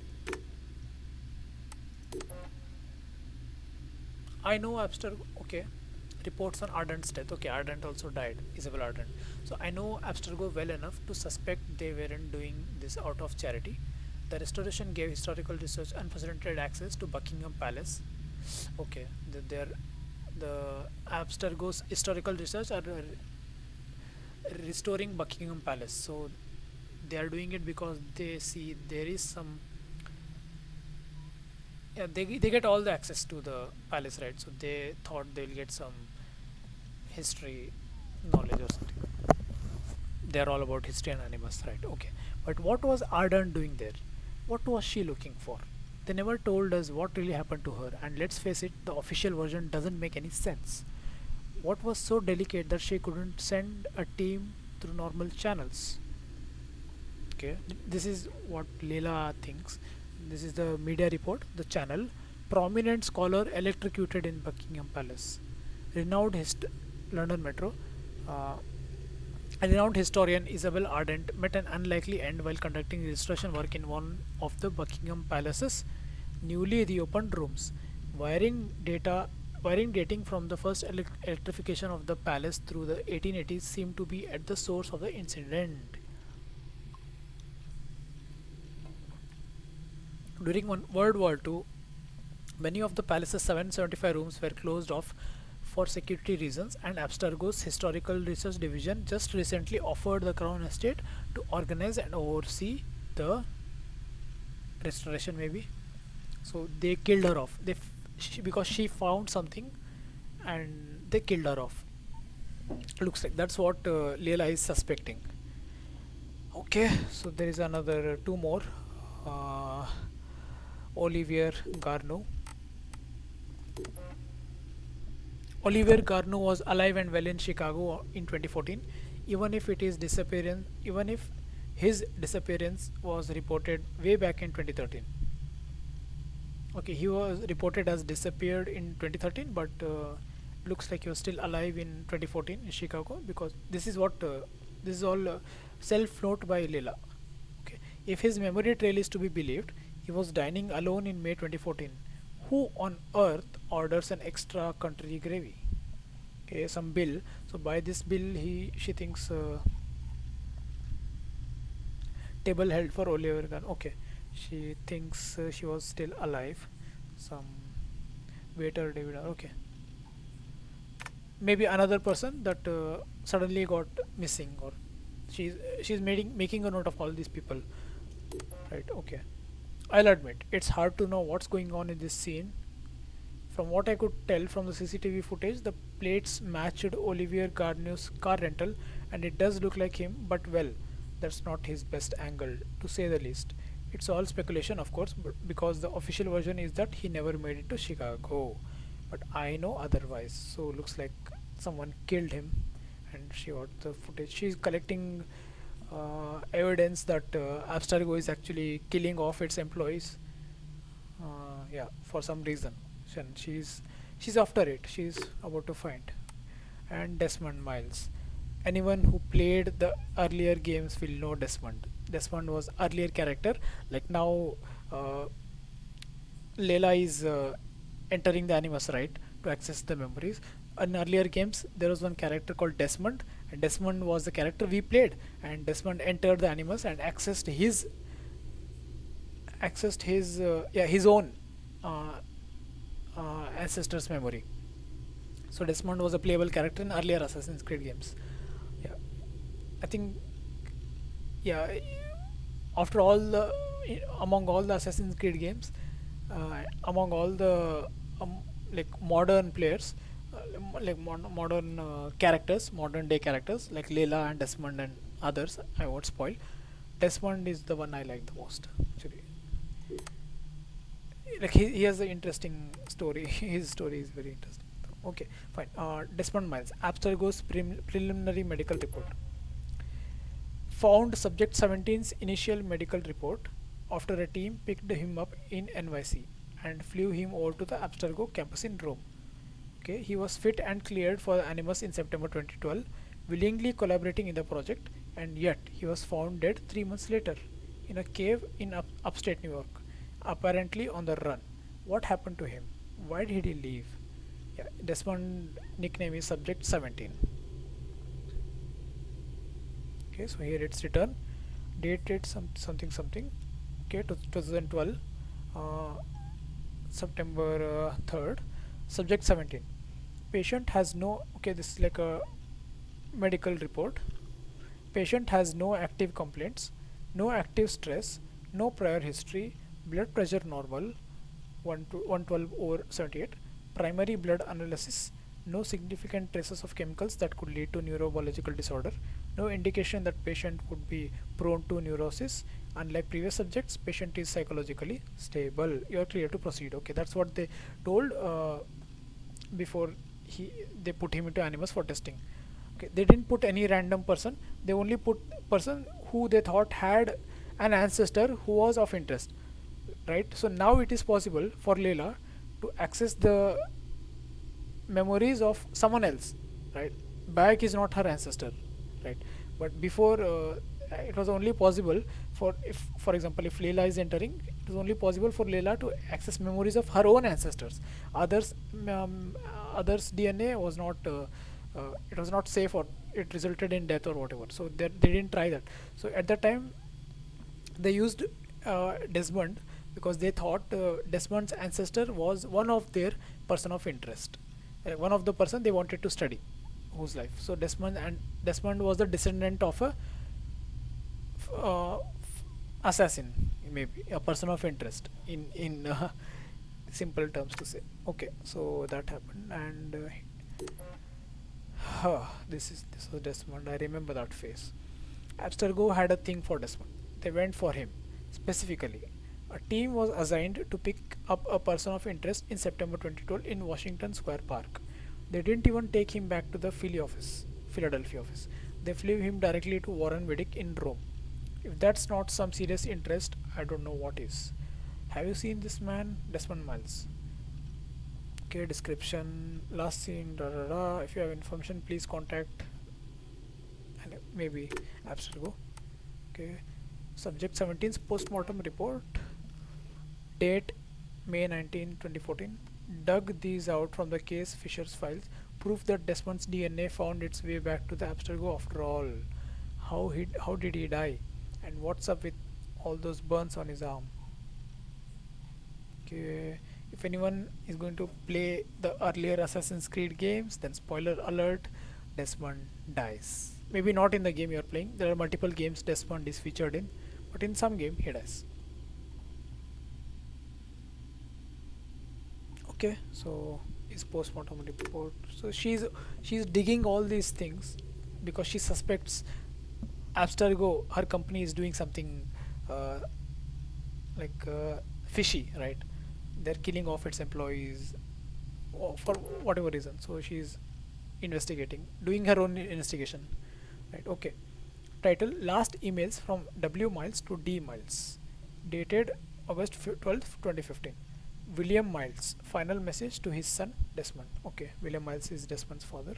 Miles Sr. was in Cairo when Abstergo found him. Looks like subject 17, Desmond, busted him out of our Italian facility a few days before he died. Okay. Okay, so Desmond's father was also used because, of course, so Desmond's DNA contains a person of interest, then Desmond's father also should contain DNA. Also, Desmond's father's DNA should also contain a person of interest. So they tried to do with both, but looks like they didn't wanted to go into Animus. But Abstergo forced them because they had interest in the ancestors of Desmond and his father.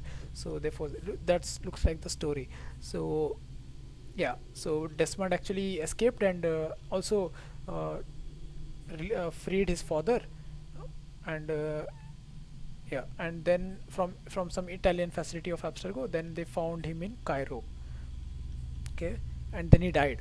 Yeah, spoiler. Okay, from William Miles to Desmond Miles. I know you think it's dangerous for me to head to Egypt on my own, and you're probably right. I wouldn't be surprised if Cross is already there. They're looking these things down. Sorry, they're looking these things down left and okay. They're looking these things down left and right, but we don't have a lot of options. If there's a chance to grab the last power source, we have got to take it. I promise I'll be careful. I've been fighting these bastards. Sorry for the language. I'm fighting. I've been fighting these beautiful people since before you were born, literally. Okay. Okay. Then another email from William Miles to Desmond Miles. Subject: I'm sorry. They're going to be here soon. Trapped me in the damn museum. Should have taken more precautions. I'm sorry, son. It wasn't fair for me to come down on you like the way I did. You never asked for any of this, and I should have been more understanding. I hope you can forgive me. I love you. Okay, so Desmond's father actually went to Egypt to find something, maybe to uh, he mentioned some power source to get some power or get some information over Abstergo, but they came hunting for him and they found him and in a museum and they killed him eventually. So that was his last email. And okay, title William Miles held captive at Abstergo. Okay, okay, this is William Miles. Date August 14, 2015. Security footage from Warren Viddick's office a few days before Subject 17's death. Who is Subject 17? I'm now confusing. Subject 17 is William or Desmond? It's hard to tell, but I'm pretty sure it's William Miles, Desmond's father. Why did Abstergo detain him? Abstergo facility, Rome, Italy. 12th. Okay. Yeah, okay, yeah. This was there, and then Desmond freed him, and then the father went to Egypt, and then they captured him again, and they killed him that time, second time. Okay, so we are gone through all the folders, and my mouth is hating me right now. So let me take a break, and we'll continue the emails with the emails and pictures. Let's just give me 1 second to grab a sip of water.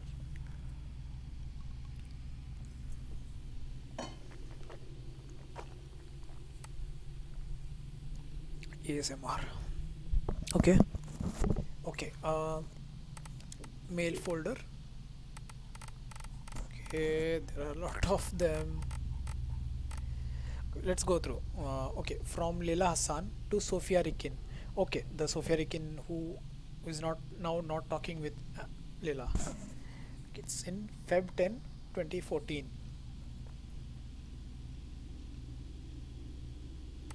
Okay, what date is now? 2017. Okay, 3 years back. 3 years back from now, we start. Layla to Sophia. Subject: you're looking at it the wrong way. Morning, Sophia. I spent the whole night looking at the sketches you sent me, and you're all looking at it the wrong way. If you really are thinking about a robotic arm for the Animus Aerie, then my only advice is this. Mark my words. Inverted 6-axis motion rig. You want to okay, so Sophia was looks like part of Sophia and Layla looks like they were part of the Animus Aerie.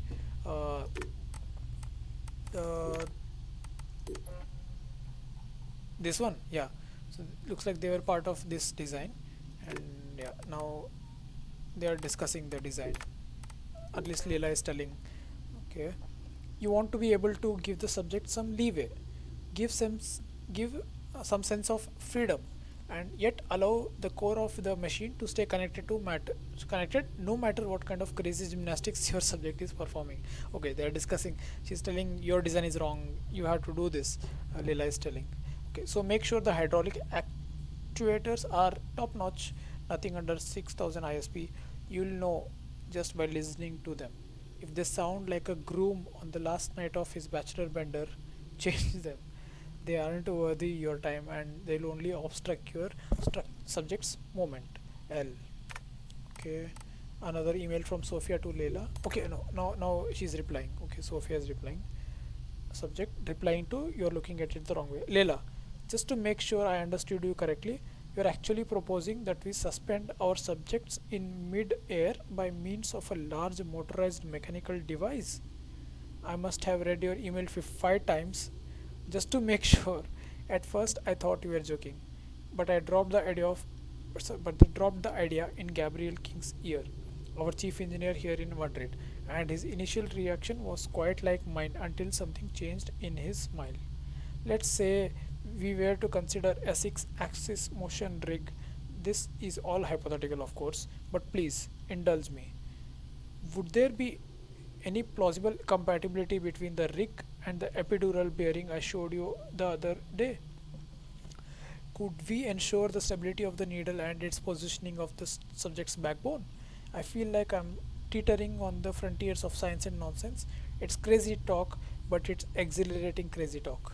Yes, okay, they are just discussing back and forth about the design. They're designing that Animus Airy, so just discussing use this design, no, I'll use this, use that, whatever. Okay, from Isabelle Ardant to Layla Hassan. Okay, Isabelle Ardant, who was suspiciously killed in London Museum in Buckingham Palace by electrocution. Yeah, that one. From Isabelle Ardant to Layla Hassan. Subject disciplinary action. Hello Layla. In light of recent events, I have no choice but to take appropriate disciplinary measures and request a performance improvement plan through operations. I know you barely just came back, but I feel it's better to do it now than to let things soar again. We'll put you in contact with a coach to help you deal with some of the issues you have been experiencing here. The results last time were encouraging, so perhaps we can the results last time were encouraging, so perhaps we can resort to that strategy once again. Dr. Lees has even agreed to meet with you again, but rest assured, we would be open to changing the coach if you so desire. You are bold, and your work here is appreciated, but the procedures in place are not only here to protect you, but also abstergo. But if you can't give an ounce of care to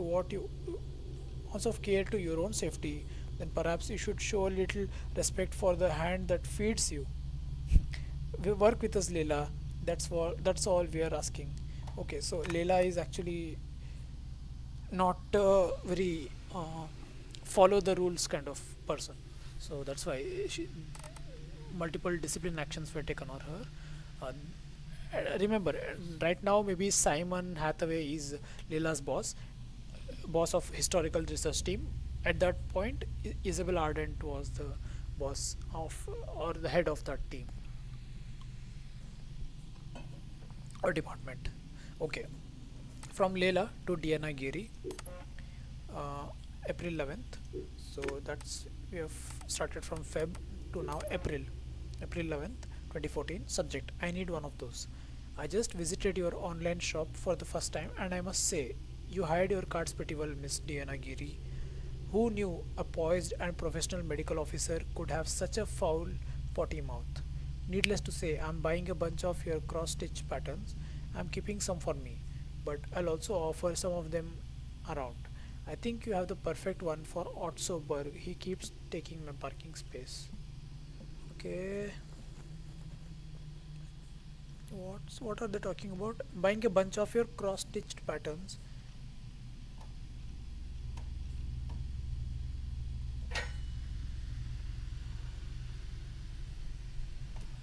Okay, there's something cross-stitched patterns. I don't know. Let's see what it means. From Leila to Johanny Otso Berg. Okay.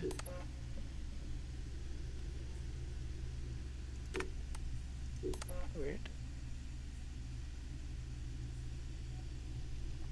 Okay, who is Johanny Otso Berg? We don't know. Okay, we'll learn. Mr. Berg, I'm afraid you have developed the bad habit of parking in my allotted space. Now, I know you are higher than me in Abstergo food chain, and your car clearly has less trust than my 1987 sports car, but my hiring HR paper clearly states that 23FG is Leila Hassan's. So I would appreciate if you could park your vehicle somewhere else. Okay, this is not just all about Animus and whatnot, but also her other emails. But maybe the game is telling us to read, maybe because it has something. And also I have read this name before somewhere here. Yeah, Yohani, somewhere I've read. Definitely we have read. If you guys remember, let me know. In yeah, yeah. Where were we in mail? So Yohani Otsoberg replies on 21st.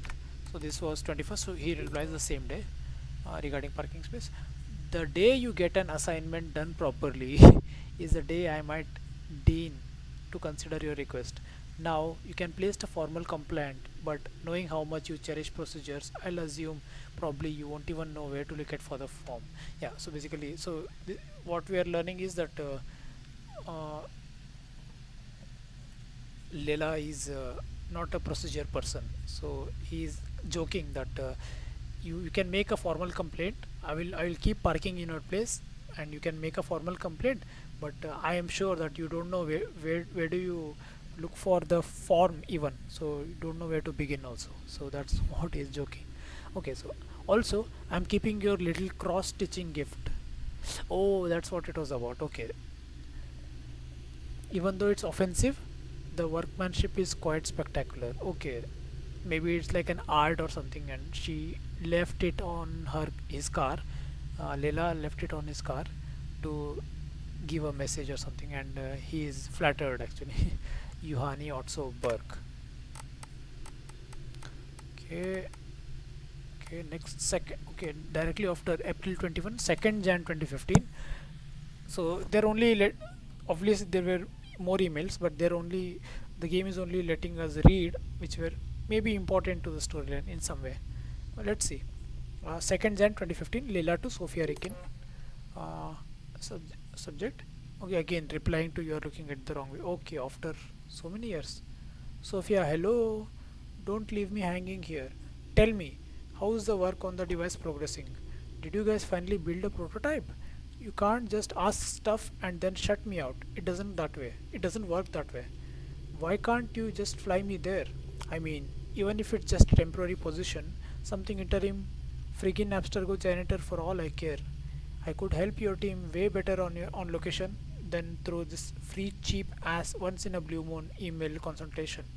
It makes me feel dirty every single time you do it, and I've told you how I felt before. Yet here we are again. Either you don't care or this Eureka effect is getting you drunk on epiphanies. Think about it, Sophia. This is really getting frustrating. Okay, so they're like brain raping her kind of. They're getting ideas from her, but they're not involving her in the project. They're not giving her the, yeah, the recognition or whatever, the mentioning her name in the project. So they're keeping her out of the project, but they're still making use of her because she maybe is quite brilliant, maybe, yeah, something like that. I can relate. Just a humble brag, guys, sorry. Okay, okay, after that, okay, Sophia doesn't reply, so Leela again messages in 2016 August, so 1.5 year later. Okay, okay, Leela to Sophia Rikin. Okay, you got to be kidding me. Subject, Sophia, I just heard you guys are working on a prototype portable version of Airy. Is that true? A portable Animus? Yeah, so they kept her totally out of the project. So Leila is not doing anything, but she's heard rumors and now she's writing about that. How could you not tell me? How could you still send me?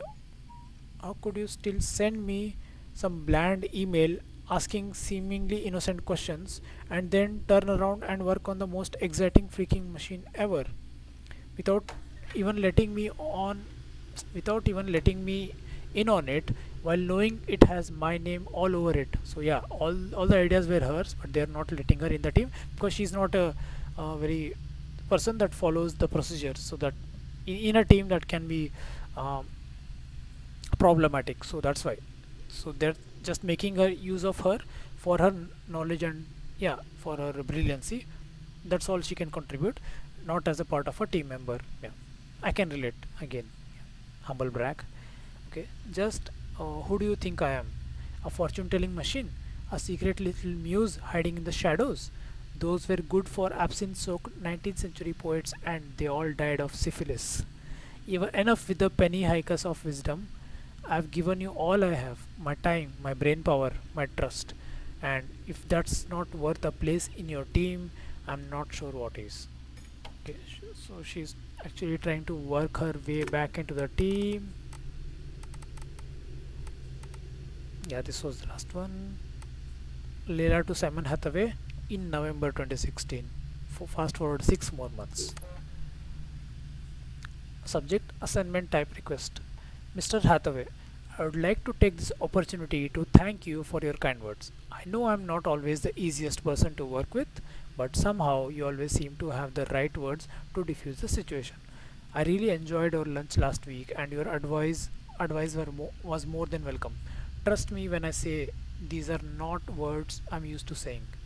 It shows that you have a genuine passion about what you're doing, and I really appreciate that. Okay, by this time, Isabelle Ardant has died. Yeah, and Simon Hathaway has replaced her, and he has observed that Leila is actually really talented, and he's giving her advice how to uh, work with her difficult personality. Yeah, control her. Yeah, whatever. Not control. Sorry, the wrong word. Or yeah, just mend her ways. Yeah, be able to work with a team, or he's giving her advices, and she is appreciating that. That's why she's writing this email.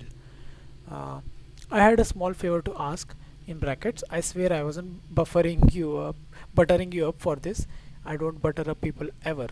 I was wondering if our HTT could be tasked with more person of interest type assignments. Sorry, I was wondering if our HTT could be tasked with more person of interest type assignments. Okay, now right now they were getting like Leila's HTT, like historical tactical team, were getting tasks, but they were not of person of type assignments, not field work. Some research, like existing research work, so that was not maybe exciting enough for her. So she's writing this. Not that I'm not enjoying the operations, but I could use some variety, and who knows, it might help with my social skills improvement plan. Just something to think about. Okay, now we are learning how Leila actually got this project. Under Isabelle Ardant, she was not making anywhere, and Isabelle had a very bad image of Leila, that she's not a team player. There's that she has a temper problem, attitude problem, and whatnot. And even Sophia looks like the project head of which Leila wanted to work in, had shut her out of the project, but brain raped her, like, or that's a negative word to say. Sorry, but yeah, asked her all the questions and got her opinions and used them to start designing, and without letting Leila in the project. Yeah, so that was before, but now things have changed. Simon has come in as the head of historical research department, and that was actually working in favor of Leila. And he actually gave her some advice to improve her personality, because he sees that this person is actually talented, and Leila is asking him that now actually she got some work, not like interesting work, but she got some work, and to build her skills, social skills, right? Now she's asking, so maybe I can get some field work also. So that's how maybe in current time she got the actual field work that we are now doing. Okay, that was enough dragging. Leila to Simon Hathaway. Now Diana to Leila. December 18, 2016. Subject: Xmas vacation. Hey Leila, Alan Rikkin died while attending something he felt he had to wear. While attending something, he felt he had to wear a black cape to attend to. Okay, basically something he cannot reveal about. That's creepy. I know. And you're worried sick about Sophia. That's understandable. Sophia is Alan's daughter. There's nothing on his daughter in the papers or the abstergo memos, so the fact that she's not answering doesn't mean she's in harm's way. Pretending your life tinkering project is helping you change your mind is bogus, and you know it. Why don't you come to my folks' place for the Christmas holiday? We'll celebrate whatever it is you wish to celebrate, including the famous secular tradition of not celebrating anything at all, if that's what's if that's what works for you. My mom will cook some pumpkin pie. My dad will ask us why we won't shoot at rodents, and we'll eat a non-vegan breakfast in a dodgy casino before we spend the day outside snowmobiling. I love North Dakota, but it could sure use a bit of Layla Hassan. Say yes, it'll be good for both of us. D. Okay. Diana is her partner, is calling Layla to uh, her place for Christmas vacation because she knows Leela is disturbed by the death of Alan, and her work is not enough to distract her or something like that. Yeah. So subject from Leela to Diana. Sorry, no subject. There's no subject. Leela to Diana Giri. She's responding. Xmas vacation. Responding to Xmas vacation. You sure know how to make a girl happy. Rodents and a dodgy casino. I think I'll pass. There's nothing I want more than being with my little stone cold crazy machine right now. I just come up with an idea for the sequencer and I can't get it out of my head. So far, it's only a sketch on a dirty placemat. So I have to get busy if I want to test it before I go into retirement. If that ever happens. Sorry, I'm being an ass. It's a very nice offer, D, and I appreciate your concern, but I'll be fine. Don't worry. I always am. Besides, I promised Hathaway I'd complete my operations reports. I must it must I must be 10 or 12 behind. Most of them hardly have anything besides our names and the mention done. He told me that they had to be completed before the end of the year, otherwise he would file a formal complaint to operations, which could mean more coaching from the mediator, and that is just pure torture. No, I like the guy, so I'll cut him some slack and I'll get him his reports before he gets to sing Old Lang Syne. Okay. Okay, she's like, okay, no, I'm fine. Thank you for worrying about me, but I'm fine. Okay, Diana is again replying to that reply. If you say so, let me know if you need any help with those reports. How about we get out of here and grab some takeout? You can let you can show me the progress on your little project.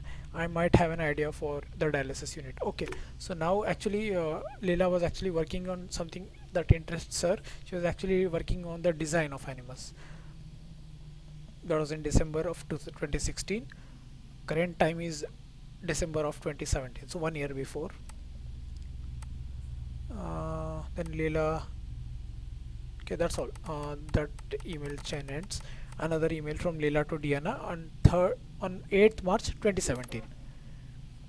Subject: Where am I? D. Change of plans. I know you're waiting in your little hotel room in downtown San Francisco right now, and you think I'm heading towards the wharf, but you're wrong. I had an idea and about to board a flight to Tokyo. I'm on my way to Onagawa, Japan. Don't freak out. I know what I'm doing. Just be ready to pick up on your side in 24 hours or so. I'll need your remote assist. Okay. Cover for me if dispatch calls in. Okay, she's telling I'm suddenly heading to Tokyo, and just informing that, and then another email in June from Diana to Leila. Subject: I got what you need. Hey Leila, I got what you asked for. I was able to get my hands on 4 of the drugs we discussed. It was easier than I thought it would be. Everybody has a price, and that includes doctors and lab assistants. I'll keep unfortunately, yeah, that's unfortunate. Everybody shouldn't have a price, they should have morals. Okay, I'll keep the immunosuppressant in the sealed casing for now. Unless I get a sudden taste for muscles and large shoulders, in which case your steroids are all mine. I'm jesting, of course. Are you free Friday? Let's go to the movies or binge on some police procedural TV series. You know, so we can call out all the fake stuff they are doing. Talk to you later. D. Okay, just another conversation. So she's asked for some drugs. Leila has asked for some drugs, but Abstergo is not providing for them. So that means Leila has designed her own animus, which Abstergo is not approving of. So, and to use that, the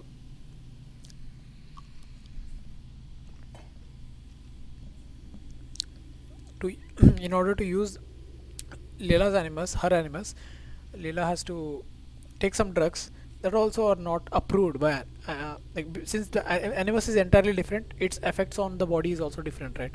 So now Leila and Diana Giori are actually uh, doing something illegal, kind of. Yeah, they're not illegal, unapproved, right?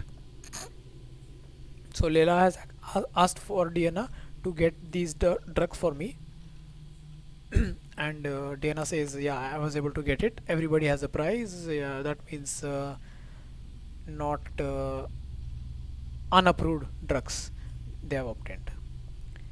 Okay, then another email in June. Okay, that already we read. Another email in July from Leila to Diana. Subject AMA. What's AMA?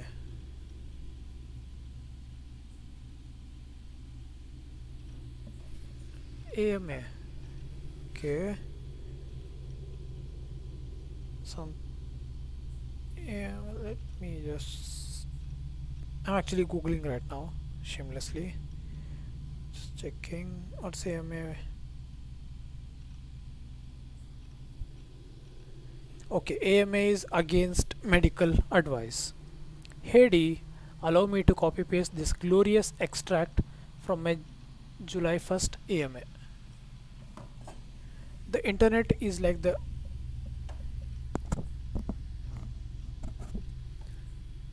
I don't know, maybe AMA also has other meanings, but okay. The internet is just like the ocean. You know, there are some really cool fish and reefs and sunken U-boats, but once in a while there are these trashed rebel duckies that crossed half the globe to gather in piles of useless rubbish, and no one knows how to get rid of them ever. Yeah, basically, internet is full of rubbish. Okay, Leela Hassan. Hey, I'm Leela Hassan, AMA. At Little Beto Liz. Hi there. Was wondering what's your favorite geek sound? Like, what sound do you love falling asleep to? Leela Hassan, LH. I love the clicking of my blue mechanical keyboard switches. They just have the most satisfying clicks ever. I would think I would have slept like an angel in an early 1920s bullpen. All those typewriting clicks. Okay, looks like. Oh, this is. Oh, AMA means. Um, wait, wait.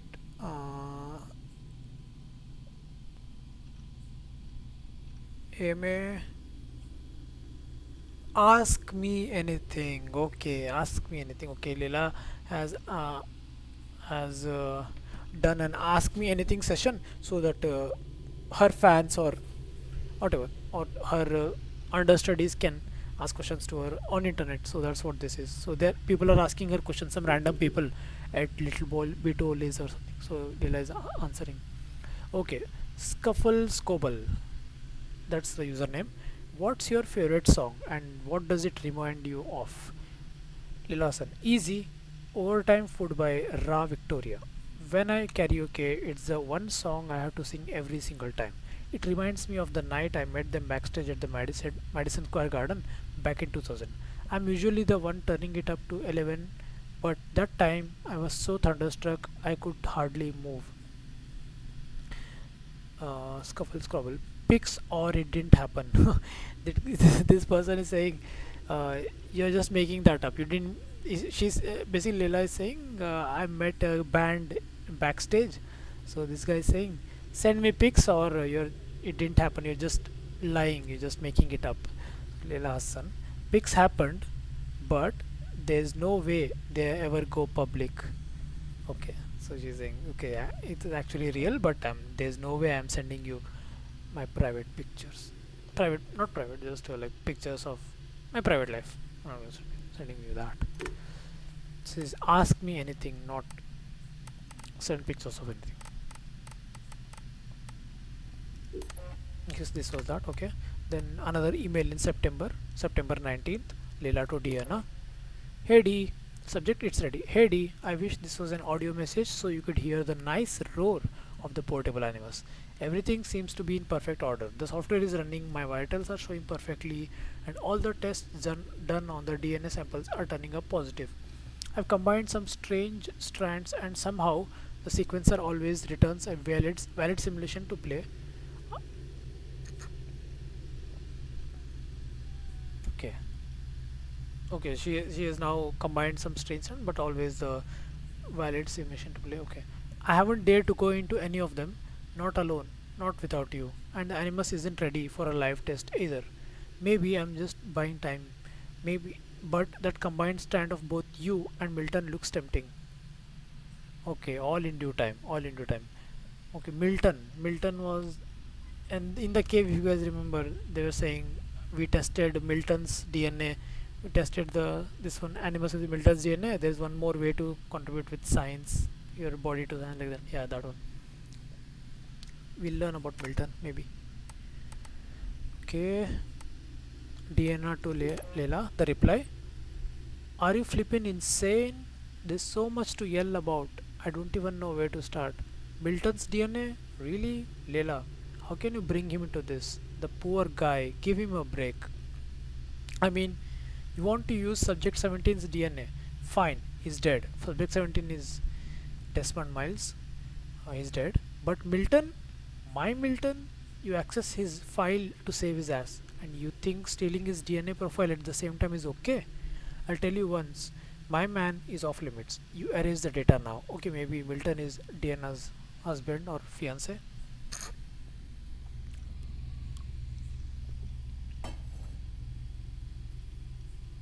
Oh, and yes, there was this second thing. Do not go into your animus. You are a whiz, a genius, and a geek and an engineer extraordinaire, but you're not insane. We don't know if it works. We don't know what it does. Even we don't even know what kind of simulation it runs. Remember the story about Aline Bock, Subject Zero, the surrogate initiative? She was okay. Aline is actually a female. Okay, I thought Aline Bock is male. Okay, she was exploring other people's genetic memories and ended up dead with an effin fried brain. You're not toying with an Omega Animus, Leela. It's a real thing. And if you ever want to go in there, you will need to take all the proper precautions. Please, Leela, I'd hate to see something happen to you. Just wait for me, okay? Okay, that's that. And Leela, on October 20, 1 month later, subject Egypt. Haiti, we're coming closer to uh, present, the present time. Haiti, can you pack the sealed container with the immunosuppressants? Just in case. I know the assignment states we're going after yet another artifact of high interest, but well, you never know. What if there is something else? Can you imagine? This could be a chance to try out our version of the portable animus in the field. I'm not talking about actually synchronizing with it with a simulation. Well, I might, but I'm not. Really, I promise. But you never know. Maybe I'll just do a sequencing test if I find something. If, see, it's conditional. I'll repeat it one more time. If, feel better, time to pack. Still good for tonight? Drinks are on me. Okay. So at this point, Leila has made her own version of portable animus, and she has not even tested it yet. And even Diana is like, don't test because things might go wrong, and let me be there when you test it. Okay, but now they have got assignment to head to Egypt now at October 20. Yeah, yeah, and there's no reply from Diana, and but there's a one more email from Leila on the next day. What if D? Wow, why is my head still spinning? I barely had more than a few drinks, but I just thought of something. You know how the animal sequences DNA to run simulations based on genetic memories? What if, and this might be the fifth old-fashioned talking here, what if we could actually, she's drunk, she's crazy drunk. Okay, what if we could actually find a way to do the same through inorganic matter? Sure, we would be out of codons, but we'd still have molecular structures to work with. I mean, it took years for Dr. Vidic to crack genetic memories, and once he got to them, he went nuclear on decoding them. What if he stopped too fast? What if isomers are packed with molecular memories? Okay, maybe molecules are too big. Maybe we need to consider the information might be stored deep down at the subatomic level. Why would memory latch uniquely onto organic molecules? I mean, I have seen stranger things, but somehow I just can't find any plausible reasons why it wouldn't. I wish my middle of the night emails were more about a date I just kicked out or an obnoxious neighbor. Sorry, I guess you're stuck with me. Lucky girl. Okay, now Leila is thinking, why only DNA? Why only organic matter? Why not inorganic matter? So she's thinking maybe even objects we can study history from objects as well. We can see what the objects saw or faced or I don't know whatever. That's what she's telling. She wants to decode i- prints from memory prints from inorganic matter. Yeah, of course. We all been there when drunk, having genius epiphanies like that. Okay. Okay, there is a pictures folder. Riding my bike in Queens without my training wheels, 1989. Okay, that was Layla as a child. Looks like up to no good, 1994. Okay, from childhood she was interested in engineering. Looks like opening up machines. Here she's opening up a telephone. Backstage at the Ra Victoria concert, Madison Square Garden, 2000. Okay, she was not lying actually, but she didn't prefer sharing this image. So these are the rock stars, and she was there. Looks like Photoshop though, right? If that's yeah, that's one. There's one more woman. Can't tell if that's woman or man. Okay, that's 2000. Okay, she's now an adult. Best use of Berkeley's DOM, 2004. Okay, The Call of Adventure. See you later, Philly, 2011. Okay, I think that's when she got the job. My entry for the DIY pinball contest. Okay, she designed a pinball. Nice. Hey, I'm Leila. Ask me anything. Okay, audio. Okay, there are audio as well. If you guys are ready, so long, suckers. So long, and thanks for all the fish, Berkeley. March 21st, 2006. The day Layla Hassan drops out of college. That's right, Professor Moore. I'm not finishing that Jane Eyre paper. I got a job, and I'm headed to Philly next week. This whole classroom thing, it's not for me. Mom and Dad are freaking out, but they'll accept it. I'll be working towards something real, making real money, and I'll be closer to home. Not that I'll visit any more often. Sophia promised there'd always be a place for me at Abstergo, as long as I show them what I can do with a circuit board and a pair of pliers. Sure, I'll have to work my way up to a place on her special project, but that doesn't matter. It won't be long before she or her father, Mr. Alan Rikkin, notices what I'm capable of and asks for my help on the Animus. Okay, guys, please turn on subtitles. Um, yeah.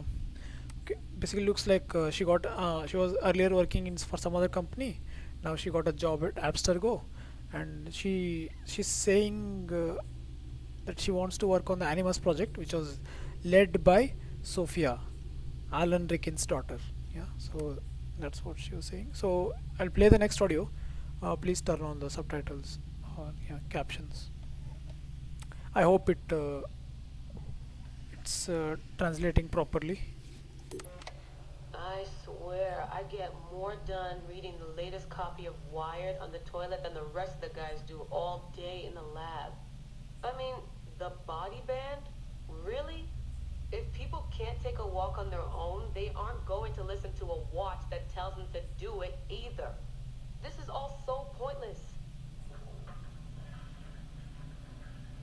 I should just go back to... Wait. That's probably what the body band would tell me to do.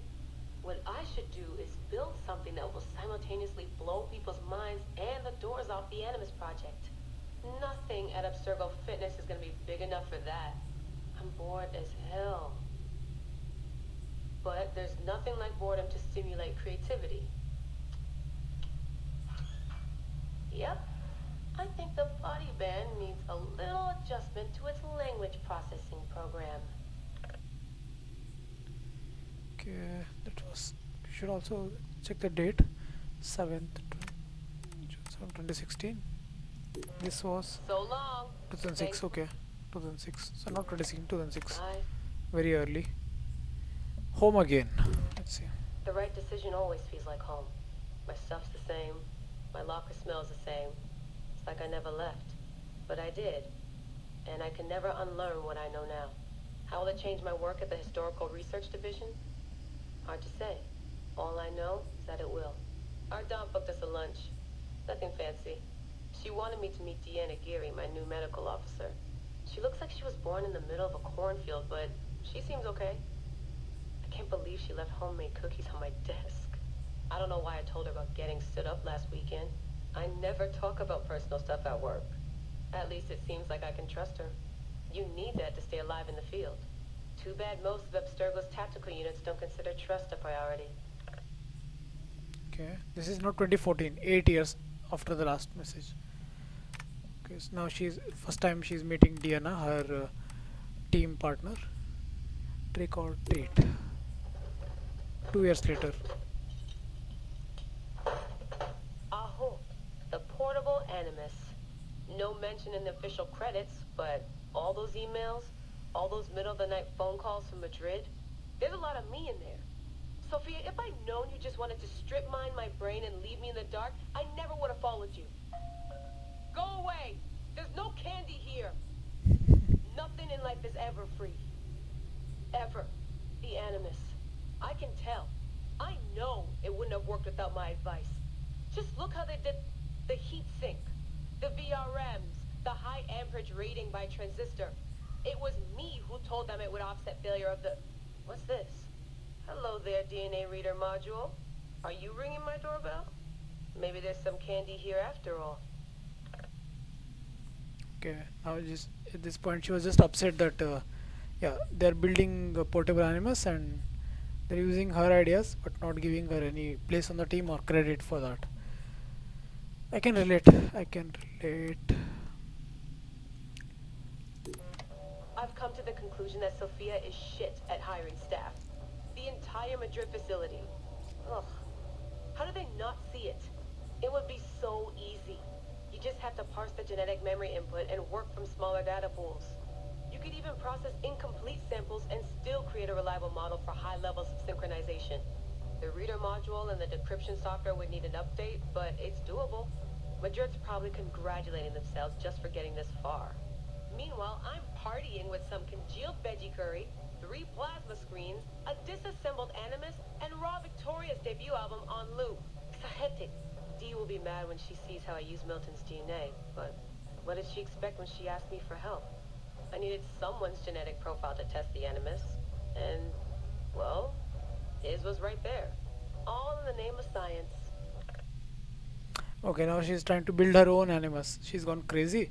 I mean, not crazy, she's got super mad that she was not involved in the project. So now she's building her own Animus illegally and she used the DNA of Diana's husband or whatever, Milton.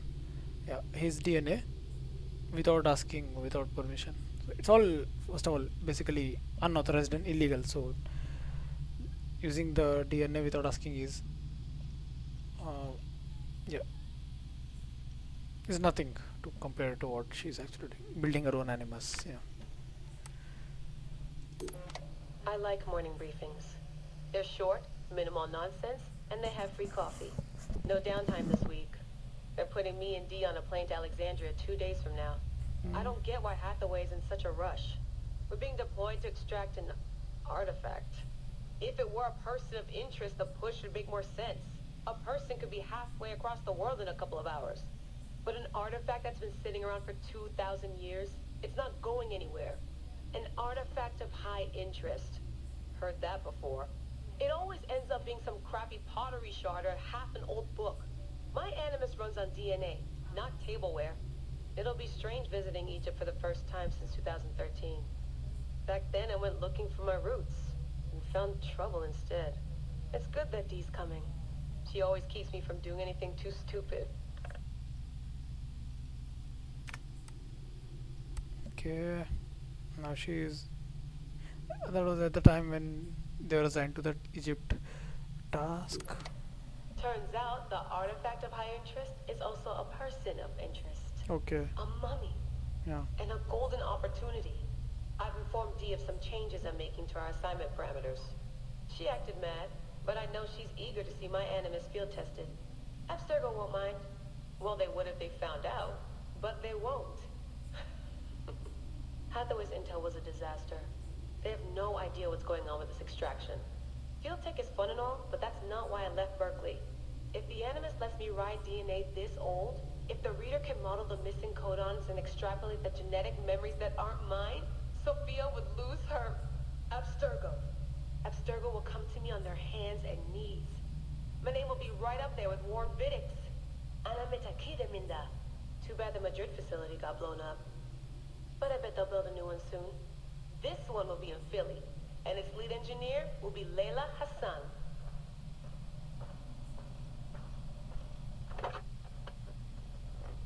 Okay.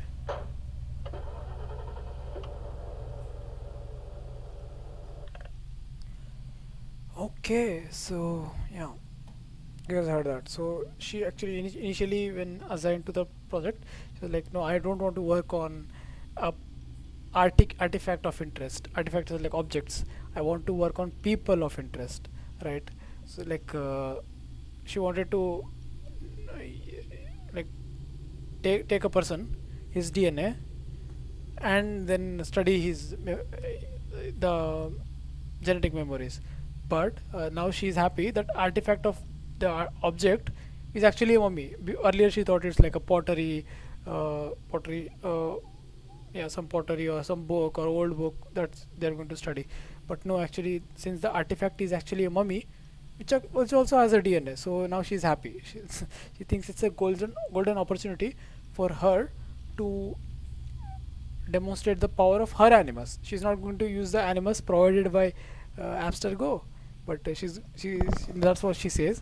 I'm going to use the animus that she designed, that she herself designed. So now she thinks, once this if she finds what Abstergo wants with her animus, and like she's like, then I will be the pioneer, or I'll be, my name is up there with Warren Vidick, like I'll be the in history of Abstergo or something like that. Yeah, that's that. So you guys learned about Layla, the character, and her person, her past, her work, her career, how it started, and what it all went out. And but also keep an eye on these names. Maybe we'll revisit them. So these are all people who died in mysterious circumstances for various reasons. Okay, we actually have one more thing. What is VER? I don't know. Okay, sticky post. Okay, if Layla then Hassan. Okay, 16th February 2017. Layla Hassan is now moderating the VER Mind Blown channel. Got a story that sounds like fiction, but that's actually science. Post it. These are minds to be blown and there are minds to be blown and brains to be fed. Play nice, or I'll get you blank. For starters, okay, she's actually now starting a blog where ideas can be shared. Another fake so-called Voynich manuscript popped up at the auction last week in Athens, Greece. It's the third time in past 10 years. Funny how this manuscript keeps appearing in history books only to be stolen shortly after. And for what? Flower sketches and esoteric formulas. Flower sketches and esoteric formulas. Rumor has it that even Abstergo has a major interest in the item, but you didn't hear that from me. Okay, some artifact of interest, that's what it looks like. Cleodynamics. Crystal balls do exist. They are shaped like computers. Cleodynamics is right off from Asimov's psychohistory. Forward-thinking scientists are using historical data from the past to build mathematical models that help them predict the future. So far, they're pretty accurate. Problem is, the future ain't pretty. Would you trust your rig to tell you what's coming? Is tomorrow really only a string of numbers? Okay. Another person writes DIY pinball challenges. Suzy Patuti challenges the users of WER Mindblown, the blog, to contest for the best DIY pinball machine ever built. Entries must be submitted before 6 18 June 2017 with a link showing the machine in action. If there aren't any sound or light effects, don't even bother submitting. Maker's gonna make, get tickled. Cool. If Layla Hassan, that's 7th January 2017. Hi, I'm Layla Hassan and I'll be hosting an AMA. Oh yeah, okay. 7th. Okay, that's July 1st July. Okay, now 7th July. American calendar system. Okay, so AMA about VER WER mind blown, life hacks, keyboard pimping, cutting edge technology, ZTX, classic rock, and my travels. Be warned though, I won't be answering anything pertaining to abstract industries. I would enjoy the word. I would enjoy using the word no. So make an effort and ask me anything that won't bore me. Bore. Ask me something that won't bore me. Okay. If you love the sun, that's 26th October 2017. That's like now, right? Ground penetrating radars are used to explore what might be hidden under ancient monuments. Cavities were detected under the Sphinx paws some 20 years ago. Most are natural caves, but some have yet to be investigated. Could one of them be the mythical Hall of Records, a lost library, much like the lost library of Alexandria? The idea is not new. Gladstone Kitteridge Esquire went on famous digs trying to uncover the lost knowledge in the 19th century. Yeah, Gladstone Kitteridge Esquire were the same people who also uh,